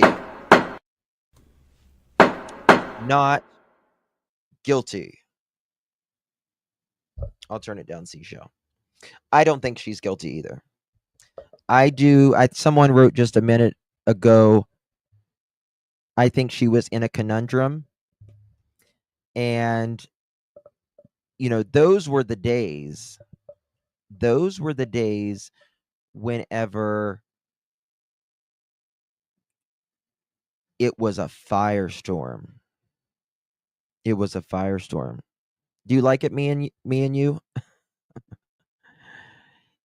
If you have anything that you think would be cool to add, text me, email me. I object. Pearl. You hear her giggle? That's her giggle. That's her tickle when I tickle her. It was close. It was close. I was glued.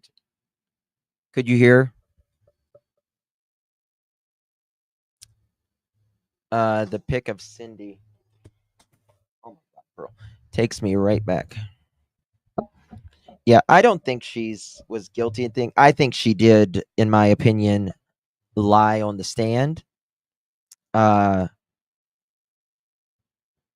Scott Peterson, I think he's guilty as sin. Absolutely. Does anyone know Kyle Rittenhouse?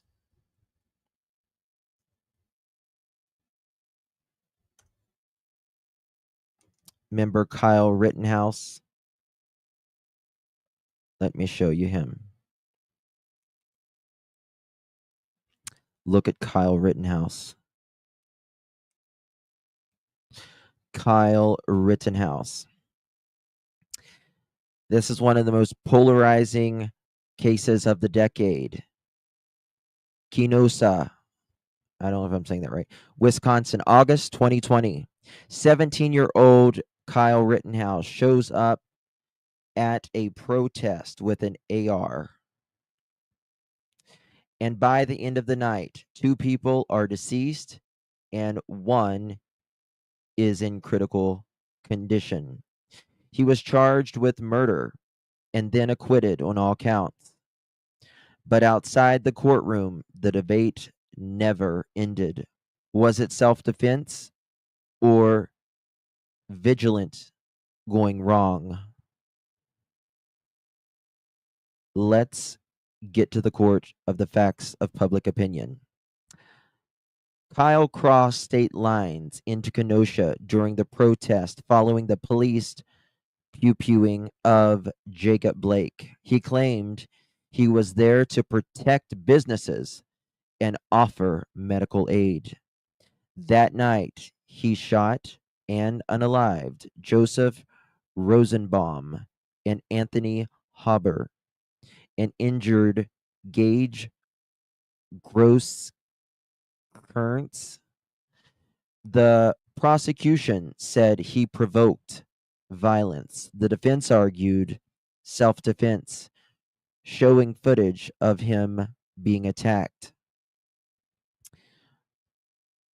Video showed Rosenbaum chasing him and Huber hitting him with a skateboard. Rittenhouse was on the ground when he fired at one of them, who was armed. Jury agreed he had a right to defend himself.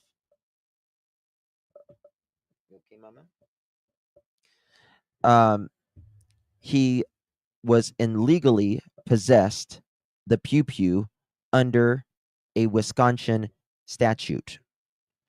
Critics say he had no business being there with a rifle. He inserted himself into chaos he would have avoided. Many believe he escalated tensions by showing up armed. The victims were unarmed or attempted to disarm someone they saw as a threat.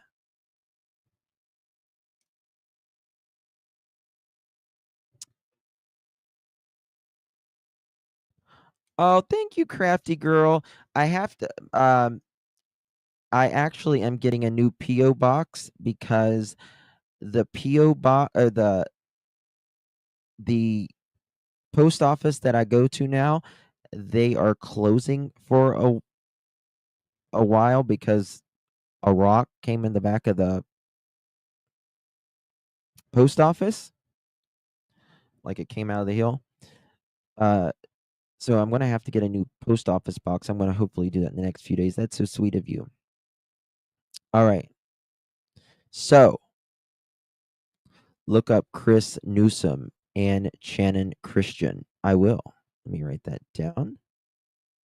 Thank you so much. Guys, hit that thumbs up. Really do appreciate you, Kiki. Consider becoming a member of the Pearl family. How did Rittenhouse get acquitted? I don't remember the case. Let me see here.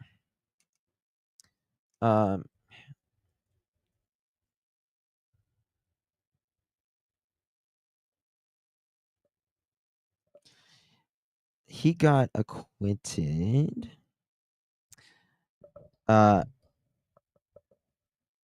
During well, we knew that, but let me see here. Why was he acquitted? The self-defense argument. Video evidence says he acted in self-defense and that he was under immediate threat of death or serious injury. And I think it was some of the testimony and all that, but it's a very one of those cases where it wasn't even long deliberated. Well, he was first, guilty, and then he was acquitted. So you got people from, both sides that's not really happy. Is Kyle Rittenhouse? Is it Rittenhouse? Yeah. Guilty. Innocent. Oh my God, bro. Here we go.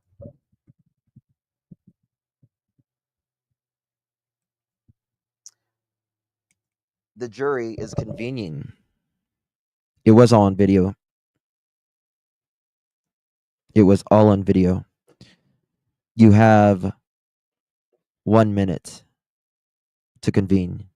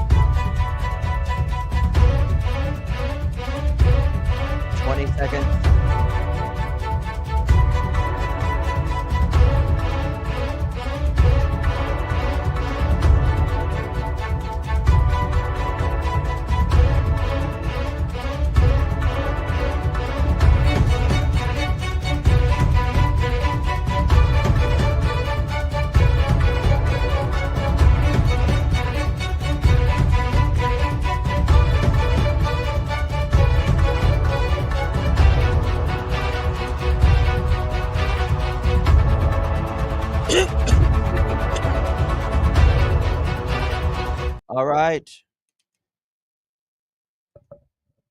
We have 2 minutes. There we go. The jury has convened, and we have a non-unanimous verdict, but majority rules here in the court of public opinion. Doesn't it? Doesn't it? Doesn't it? Whammy. Say hi. Oh. Ooh, you just burped. Good job. You're the cutest thing I've ever seen in my life. All right, the jury has convened. And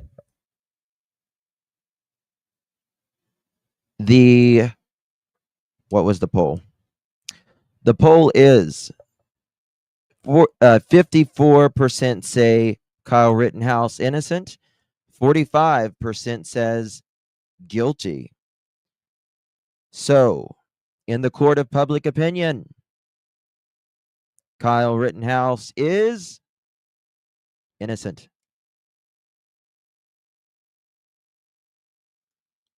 Mr. Rittenhouse has been not charged rather, as not guilty. Therefore, he is innocent in the court of Pearl's opinion.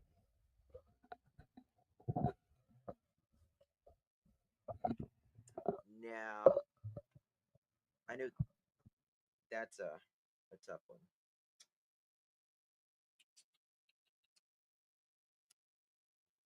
I can see both sides on that one. I really can. I can literally see both sides. That one's a hard one for me, to be quite honest with you. Hey, Bets. Good to see you. Good to see you. Do you know if CP has ever done a lie detector test? No.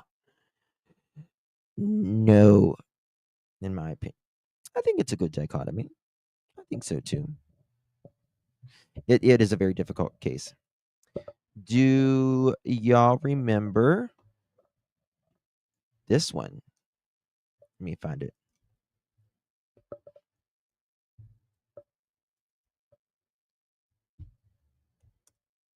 Jennifer Dulos. Anyone remember Jennifer Dulos? Hold on, let me see here. Might be able to show you a video. No party yet. Well, guys, do me a favor. Hit that thumbs up. Anyone want to be... Oops, there went Pearl. Knocked my... Does anyone want to become a member of the Pearl family? All right, hold on. Here we go. Watch this.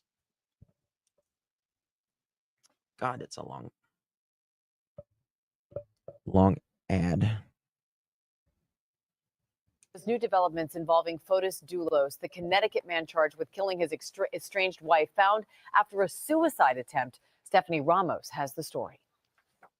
This morning, Fotis Dulos, the man accused of murdering his estranged wife and mother of 5 children, Jennifer Dulos, is in critical condition after his lawyers say he attempted suicide. Police conducting a welfare check after Dulos failed to appear in court for a bail hearing, finding him unresponsive in his Connecticut home. They could see through a window that Mr. Dulos was sitting in his vehicle, and he had obvious signs of medical distress. Dulos was airlifted to a New York hospital and is being treated in a hyperbaric chamber for carbon monoxide poisoning. The 52-year-old was under house arrest, out on $6 million bond, facing a murder charge in the death of his wife, Jennifer, who disappeared last May after dropping off their children at school. The couple had been in the middle of a bitter divorce and heated custody battle. Dulos has always maintained his innocence. According to court documents, investigators say security video shows a man they believe to be Dulos riding a bicycle towards Jennifer's home the day she vanished. Police think when she returned home, Dulos was, quote, lying in wait, alleging he used zip ties to secure and incapacitate her. They say her blood was found in multiple locations in her home. Jennifer's body has not yet been found.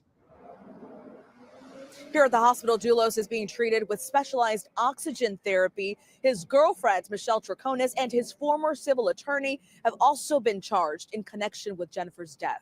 Guys. Okay, thank you, Stephanie. All right. Let's get down to business. Let's get down to business.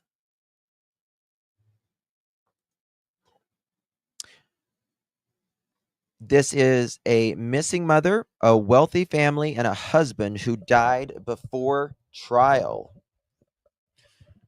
Jennifer Dulos vanished in 2019 from Cannon, Connecticut. Her estranged husband, Frutos Dulos, sounds like fructose sugar, was charged with her murder despite her body never being found. He later died by self-inflicted unaliving. So was this case closed too soon, or did we lose our only suspect?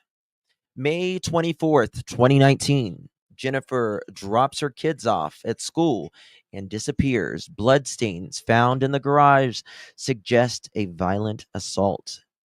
Frutos Dulos, her estranged husband, was in a heated custody battle with Jennifer. Surveillance footage shows his girlfriend, Michelle, helping him allegedly dispose of evidence in trash bins across town. Frutos was arrested and charged with her murder, but died by self-inflicted unaliving on January 2020. Jennifer's blood was found on items Frutos allegedly dumped. He had motive, divorce, millions of dollars financial issues that he did not want to give up, and custody battles. Surveillance linked him to multiple locations where evidence was recovered.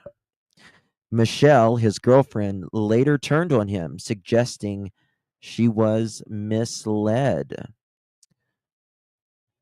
All right. She was beautiful. She really was. And what's really sad is those kids,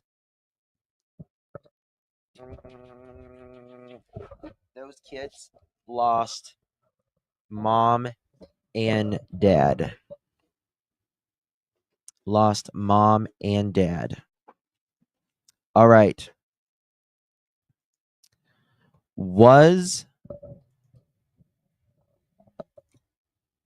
Jennifer's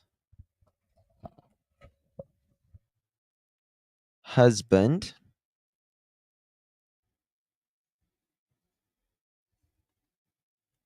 guilty? Innocent?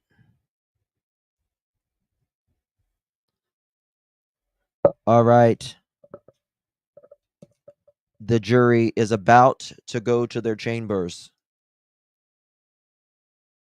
Yes, they are both dead.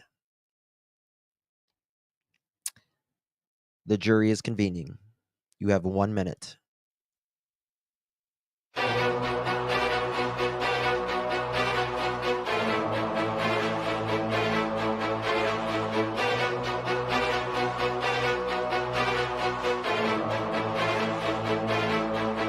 Typing with one hand, though, Bob. If it's guilty, it's guilty. I got a monkey I'm pending too.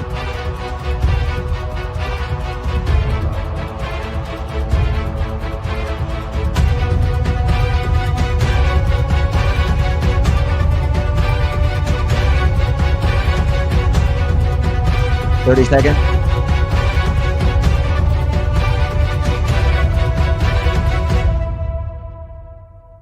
What's going on in the chat?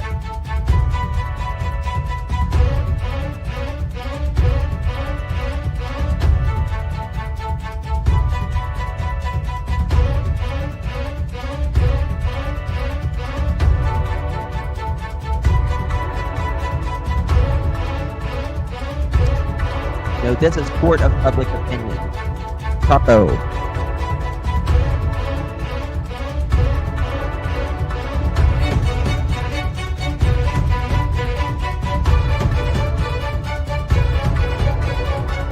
Oh, Kiki, do you have monkeys? I didn't know that.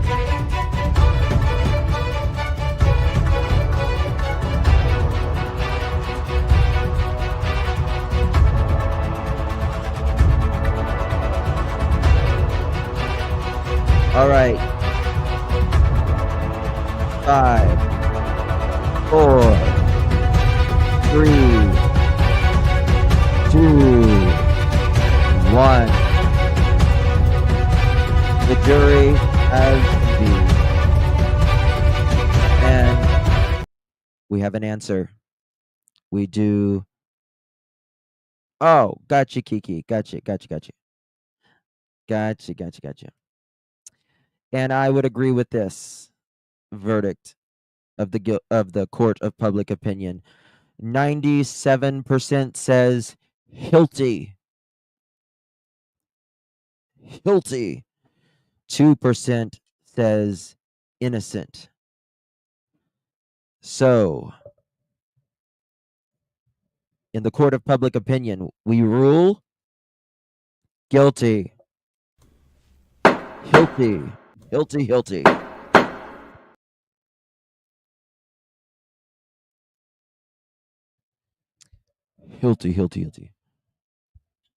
What is it, paper? What are you talking about, baby? I didn't call anyone a liar. I just stated she's wrong and misinformed. I don't know. Everyone can have their opinion.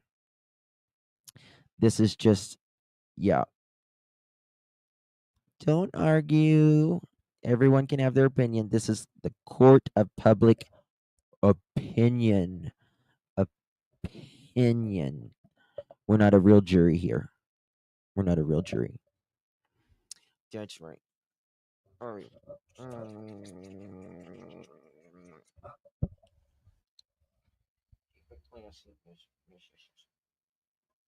What did you do with my mic? She always takes my mic thing off. Always.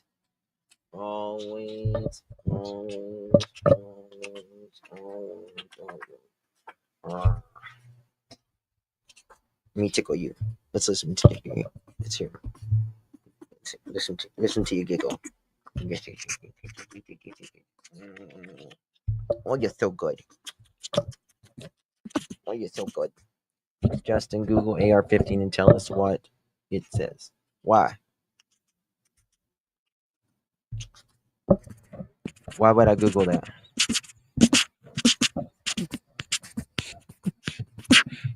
Do they ever find it?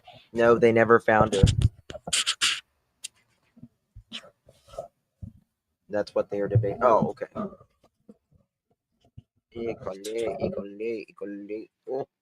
you ready? She likes it when I tickle her right there. Tickle her right there. Under her chin. She gets so tickled. You're not getting my mic thingy. You'll tear it up. Sounds like she's beatboxing. Yeah, it kind of does, doesn't it? It kind of does. I want to babysit. You can babysit Kiki. You can babysit. She is, Scotty. She's always full of it. She's always full of it.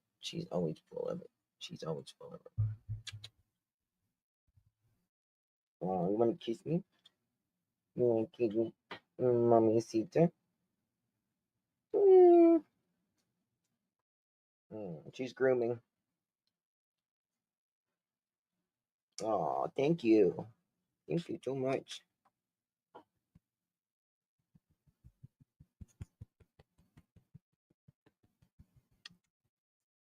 Oh, where's your sleeping? Are you sleeping? Are you sleeping?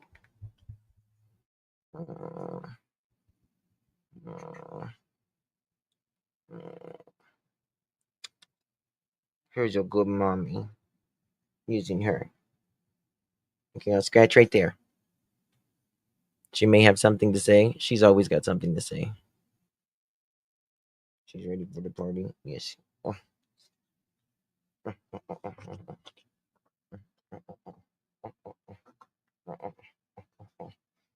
I got her an Easter basket this year. Well, this is the first year I've had her for Easter, but I got her an Easter basket. Her's got an Easter basket. Nope, not my glass. She's got my pearls. You got my pearls. You got my pearls. You got my pearls. You're not getting them. So I got her eggs, and I'm gonna put like nuts in them, so she can do like enrichment. So she can open the eggs, and then she can get her little nuts and stuff like that. Did you get Remy Easter hat? I don't have her an Easter hat, but she'll like it. I'll do a video on it, Justin. I read when you have a monkey as a pet, that as they get older, then can. I don't know what you mean. You didn't finish it, Tammy. Trampoline poles and Easter treats. What a couple of weeks. I am magic. I am magic. Watch her. She came back to get my pearls. You're not getting my pearls.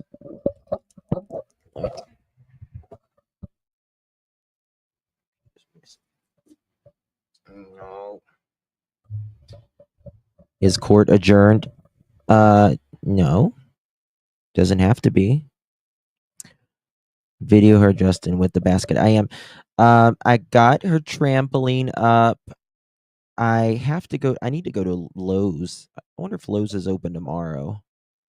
I need to get some braces to put like on the ceiling to do her ropes and stuff. So that'll be fun. So I can brace them to the ceiling. And I need to do, holy shit, it's 12:20. God. And I'm gonna make her like I've got her like some like hammocks for up in the air and stuff like that. It's open tomorrow. It is what it is. I just finished my men folks Easter baskets. Oh, Gypsy, you're so sweet. Kind of like a toddler that never grows up. Yes. Yes. When you get a monkey as a pet, as they get older, they can become aggressive. Are you concerned about that with Remy? She is so precious. I'm not concerned. Nope. Nope. I'm not concerned about it with it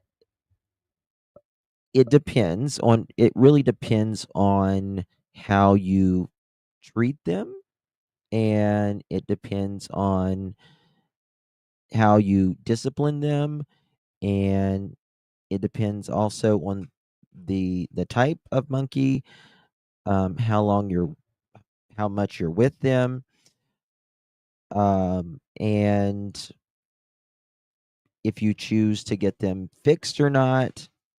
What are you doing, girl? What are you doing? Yeah. I was looking for, I did 2 years, almost 2 years worth of research before I got her. How much does Remy weigh? She weighs, I think, almost 5 pounds now. Almost 5 pounds. Maybe she weighs more than that. How does she got to be to get her fixed? She, I can get her fixed probably in the next couple months, as early. But I won't get her fixed unless I go to a very specific veterinarian who is out of state. She's great, Tasha. She's great with all the animals. Yeah. As you got to do a lot of enrichment activities to keep her busy, challenge, and love makes a huge difference. It does. It does. No, she's in a onesie right now. She's in a onesie right now. Spider monkeys, I mean, you got to realize they're not actually mature until they're about 5 years old. They're not actually mature. Finished the sheetrock today, except for one wall where electrician has work to do and Lowe's, and I got into it, and their customer rep yelled at me. That went over like, he yelled at you, Muscles? Who the hell does he think he is? From the quality of your classes. Right. Arlo's is closed tomorrow. I think mine probably is too. I don't know. Night too many shoes. So she's with me literally 24/7. So like a fart in church. Yeah. Not good, Muscles. My Easter dinner and my daughter was wonderful. Oh, that's nice, Leslie. We threw eggs in a couple of front yards, filled them with candy and money. Those children are less fortunate. Aw, that's so sweet, Gam. That's so sweet. My husband said he wanted to crawl under the bed for the guy. It was bad. Yeah, I can't. I would not want Muscles to shame me because she can tell it. I almost feel bad for him, Muscles. Just kidding. He shouldn't have started it. There is no reason for someone on the other side, of a business to yell. That's crazy. I'm not eating Easter dinner. We're having ham. Yuck. What's wrong? Yep. Yep. I do. Shannon. So she is Pearl's a spider monkey, and what's her name? Not I always want to say Gallatin. She's a capuchin. Capuchins are very smart. I've always liked the spider monkeys better personally. Spider monkeys are more silly.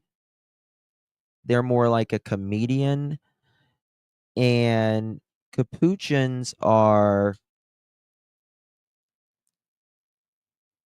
they're into, I mean, all monkeys are into everything, but they're into everything, and they're a lot more vocal. They're cute vocal. They go and stuff like that. But Remy debunks that Justin has a wig. LOL. Oh, do people say I have a wig? People say I have hair plugs too. If I had hair plugs, I would not be ashamed to say I had hair plugs. I promise you that. I have a date on Monday with the big wigs. Speaking of wigs, Muscles has a date on Monday with the big wigs after spending $9,800 with them. And he yells, wrong answer. Because logistics department messed up. It was bad. Not been that mad in a long time. I'm telling you, construction, Muscles, is a nightmare. It's a nightmare. Yes. Church tomorrow. Church tomorrow. You going to go to Mass in the morning with us? Praise the Lord. Praise the Lord. Praise the Lord. Praise the Lord.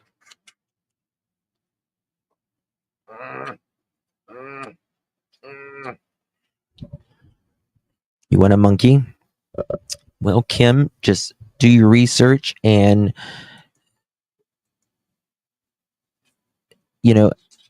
as long as you have the patience and the research and the time, definitely the time. This Remy sleep all night. She sleeps all night. She sleeps all night.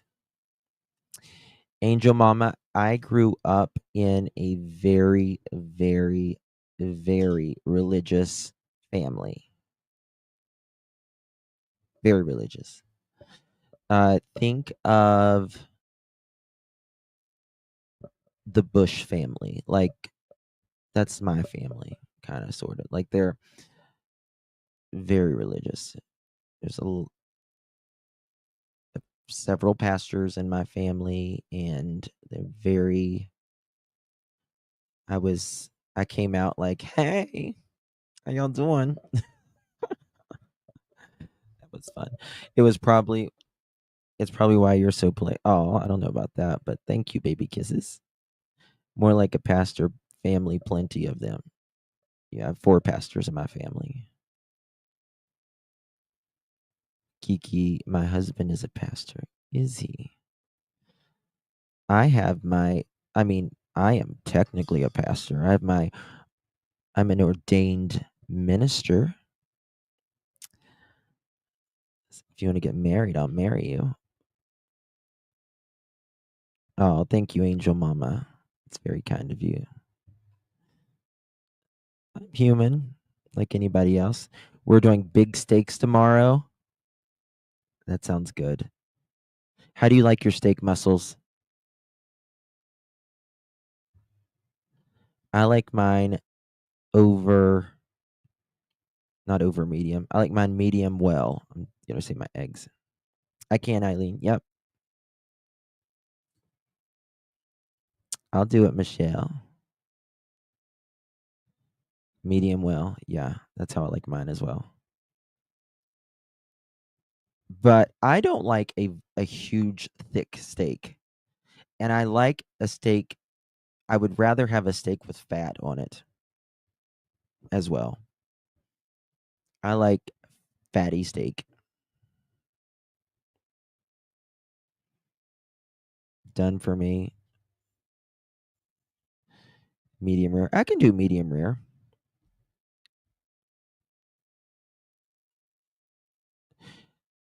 I grew up in a very old school Protestant family, but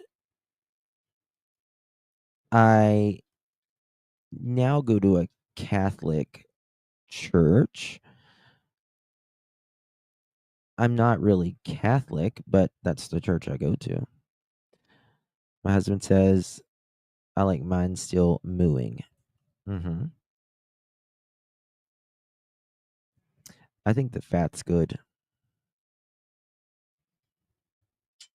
Ribeye girl, also razor pricing. Yeah. You're Babacostal. Yeah. Babacostal, that's funny. That's what are you doing?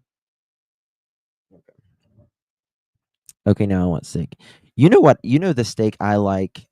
People make fun of me, but I do like it. I like steaks like you get at the Waffle House. I think it's the waffle, not the waffle. Yeah, the Waffle House. Those thin little steaks with with their fat on them, and like the steak and eggs. Yes, Maurice. Oh, really, Angel Mama? Breakfast steaks. I think they're so good, especially like at 2 a.m. I love the Waffle House. Yes. They have good salads too. The Criminal. I had prime rib for the first time last year on Christmas Eve and really liked it. Oh, prime rib is good. Ew, Muscle says. Ew. Got my dog barking now, Muscles. Ew. I don't like those cheap peasant steaks. Oh la la, I'm 3 hours late. Which is when we started. 3 hours, yeah. Who remembers cube steak? Yeah. You hate fat? I used to hate fat too. I don't know, in one day I just completely changed. Of course it is what it is. How would you like your steak? You like lamb? Lamb is good. If it's cooked good. I'm not really any denomination. I think denomination and all that is just man-made.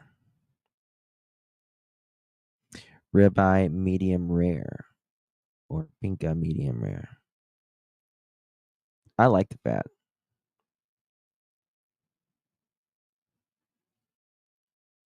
A tender cube. I mean, isn't cube steak, isn't it just hamburger? Yep, Kitty's playing.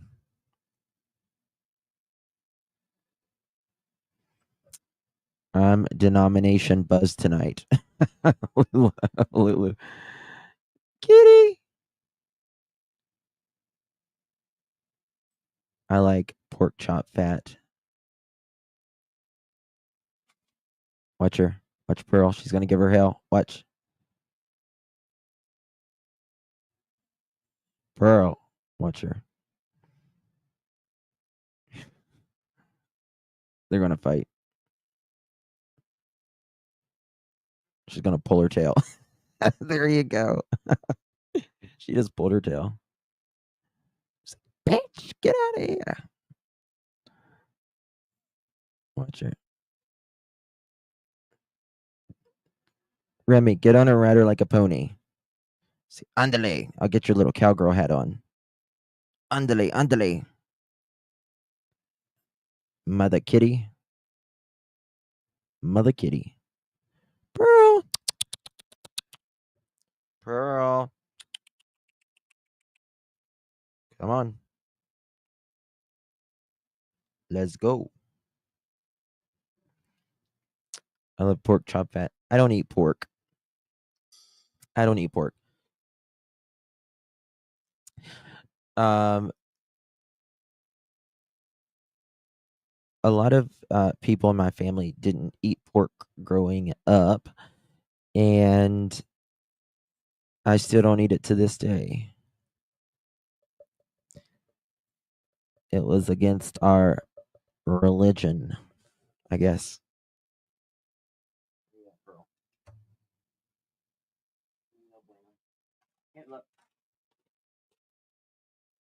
You want a dehydrated strawberry?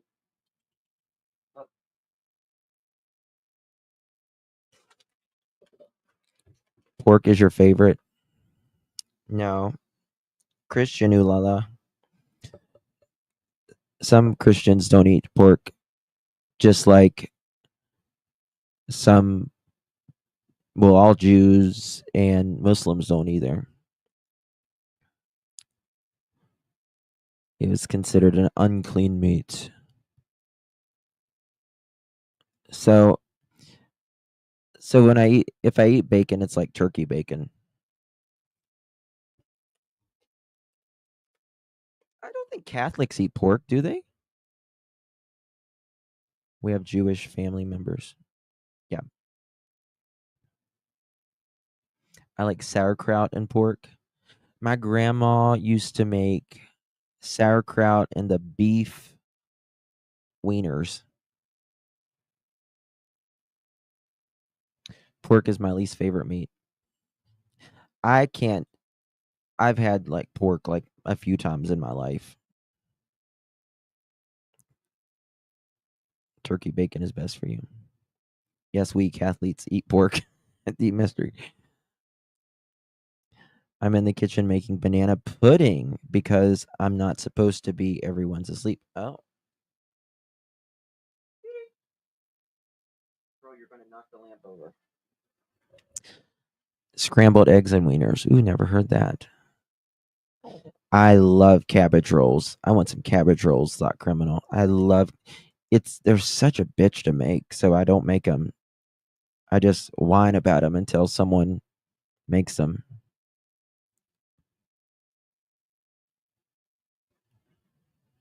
Practicing Jews don't eat pork. That is for sure. I know that.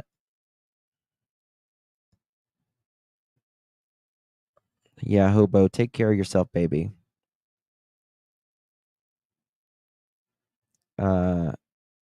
Grilled shrimp, fried shrimp, shrimp cocktail, shrimp scampi, shrimp pasta, shrimp stew. You can boil it, bake it, saute it. There's shrimp kebabs, shrimp scampi, shrimp of the sea, shrimp of the ocean, shrimp. They don't either, Brenda. Ever had polk salad? Are you talking about is polk, isn't that like the purple looking plant? Shut up. That's my favorite pie, Susie. That's my favorite pie.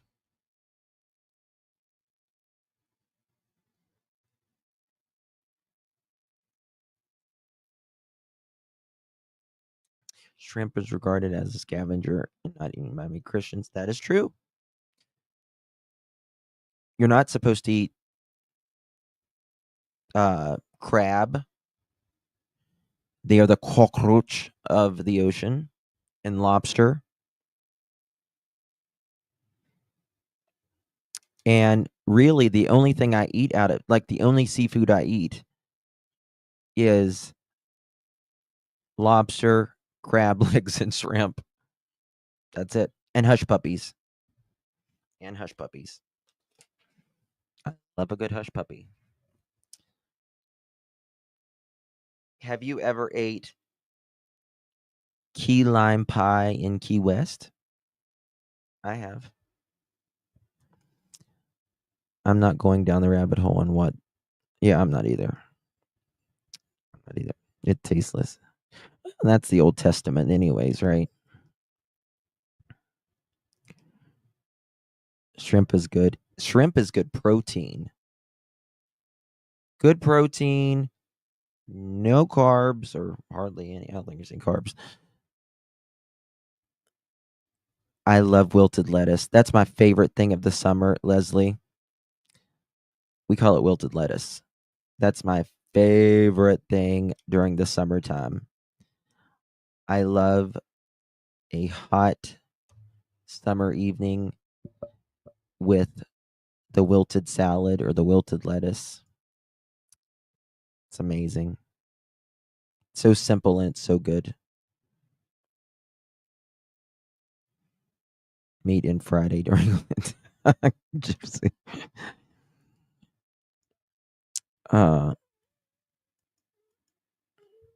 Wilted greens. It's I mean the southern how they do it, they get lettuce and they put like onions in it and they heat like vinegar and oil and it's really hot and they dump it on the lettuce and you add like a little bit of maybe a teaspoon of sugar or whatever and it's just so good. Yeah, leaf lettuce, not iceberg. It's got to be leaf lettuce. Yeah. Yep. Pour grease on it. Southerners pour bacon grease on it, but I don't eat with the bacon grease. Vinegar and oil with a little sugar, and they are delicious. So amazing. Collard greens.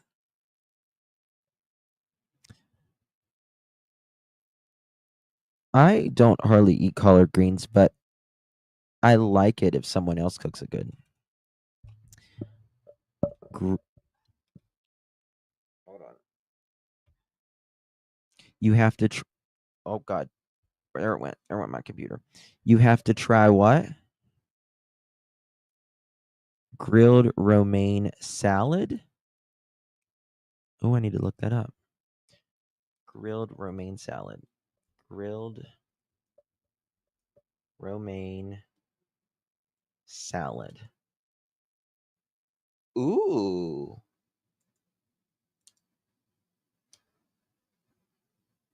That looks amazing. Oh my god, Kim. Yeah, it's hot grease. Look at that. Grilled romaine salad. That is, oh my god. I'm going to plant some lettuce tomorrow.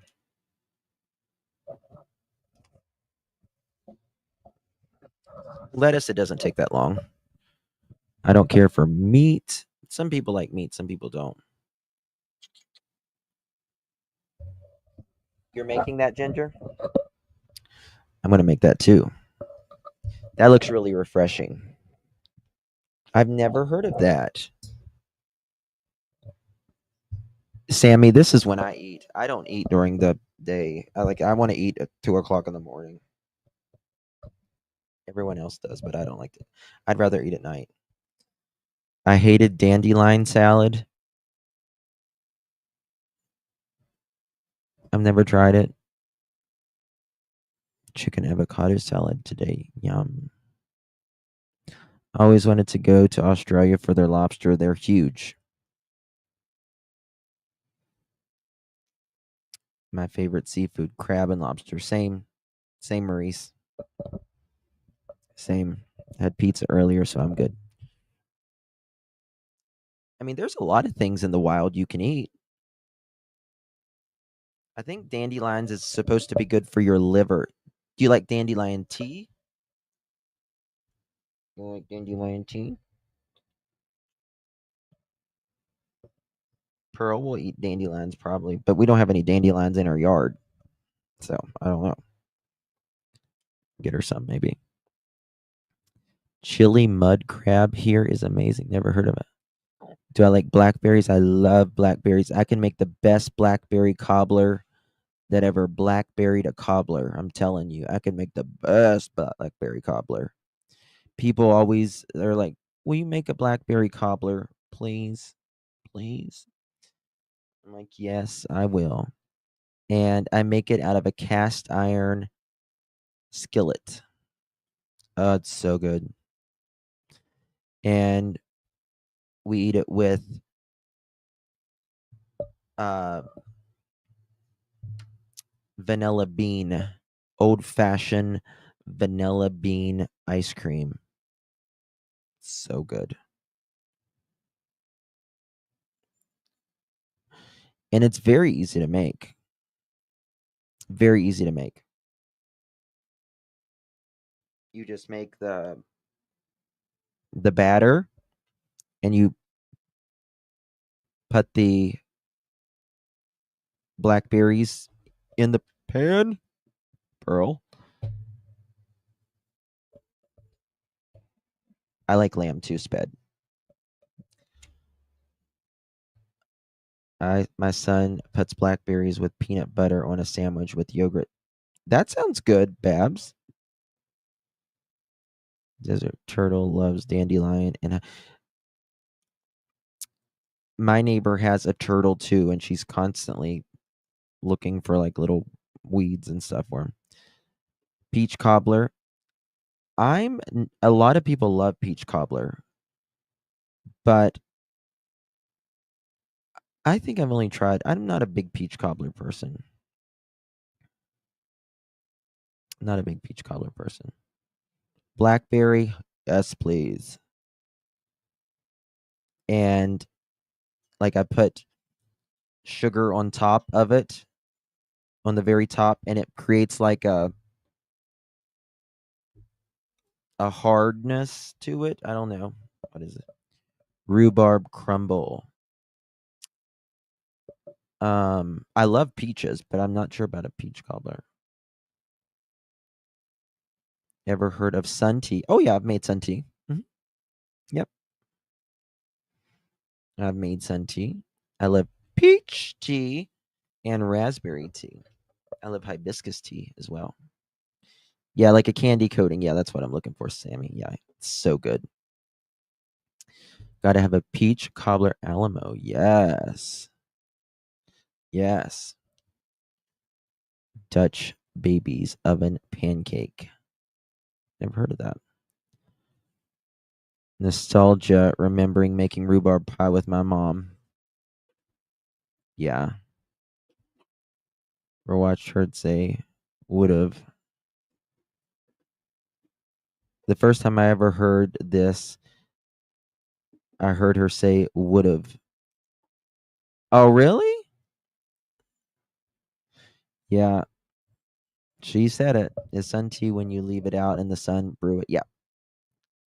Yeah. It sure is.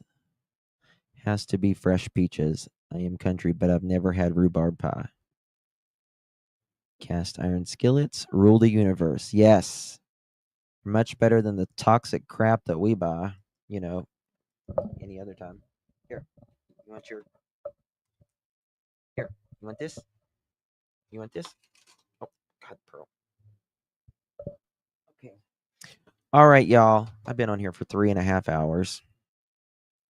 I love you all so much. Thank you all for joining me. Really do appreciate you. I will see you guys tomorrow. Do you guys have any ideas on the courtroom thing? Text me, email me, all that stuff.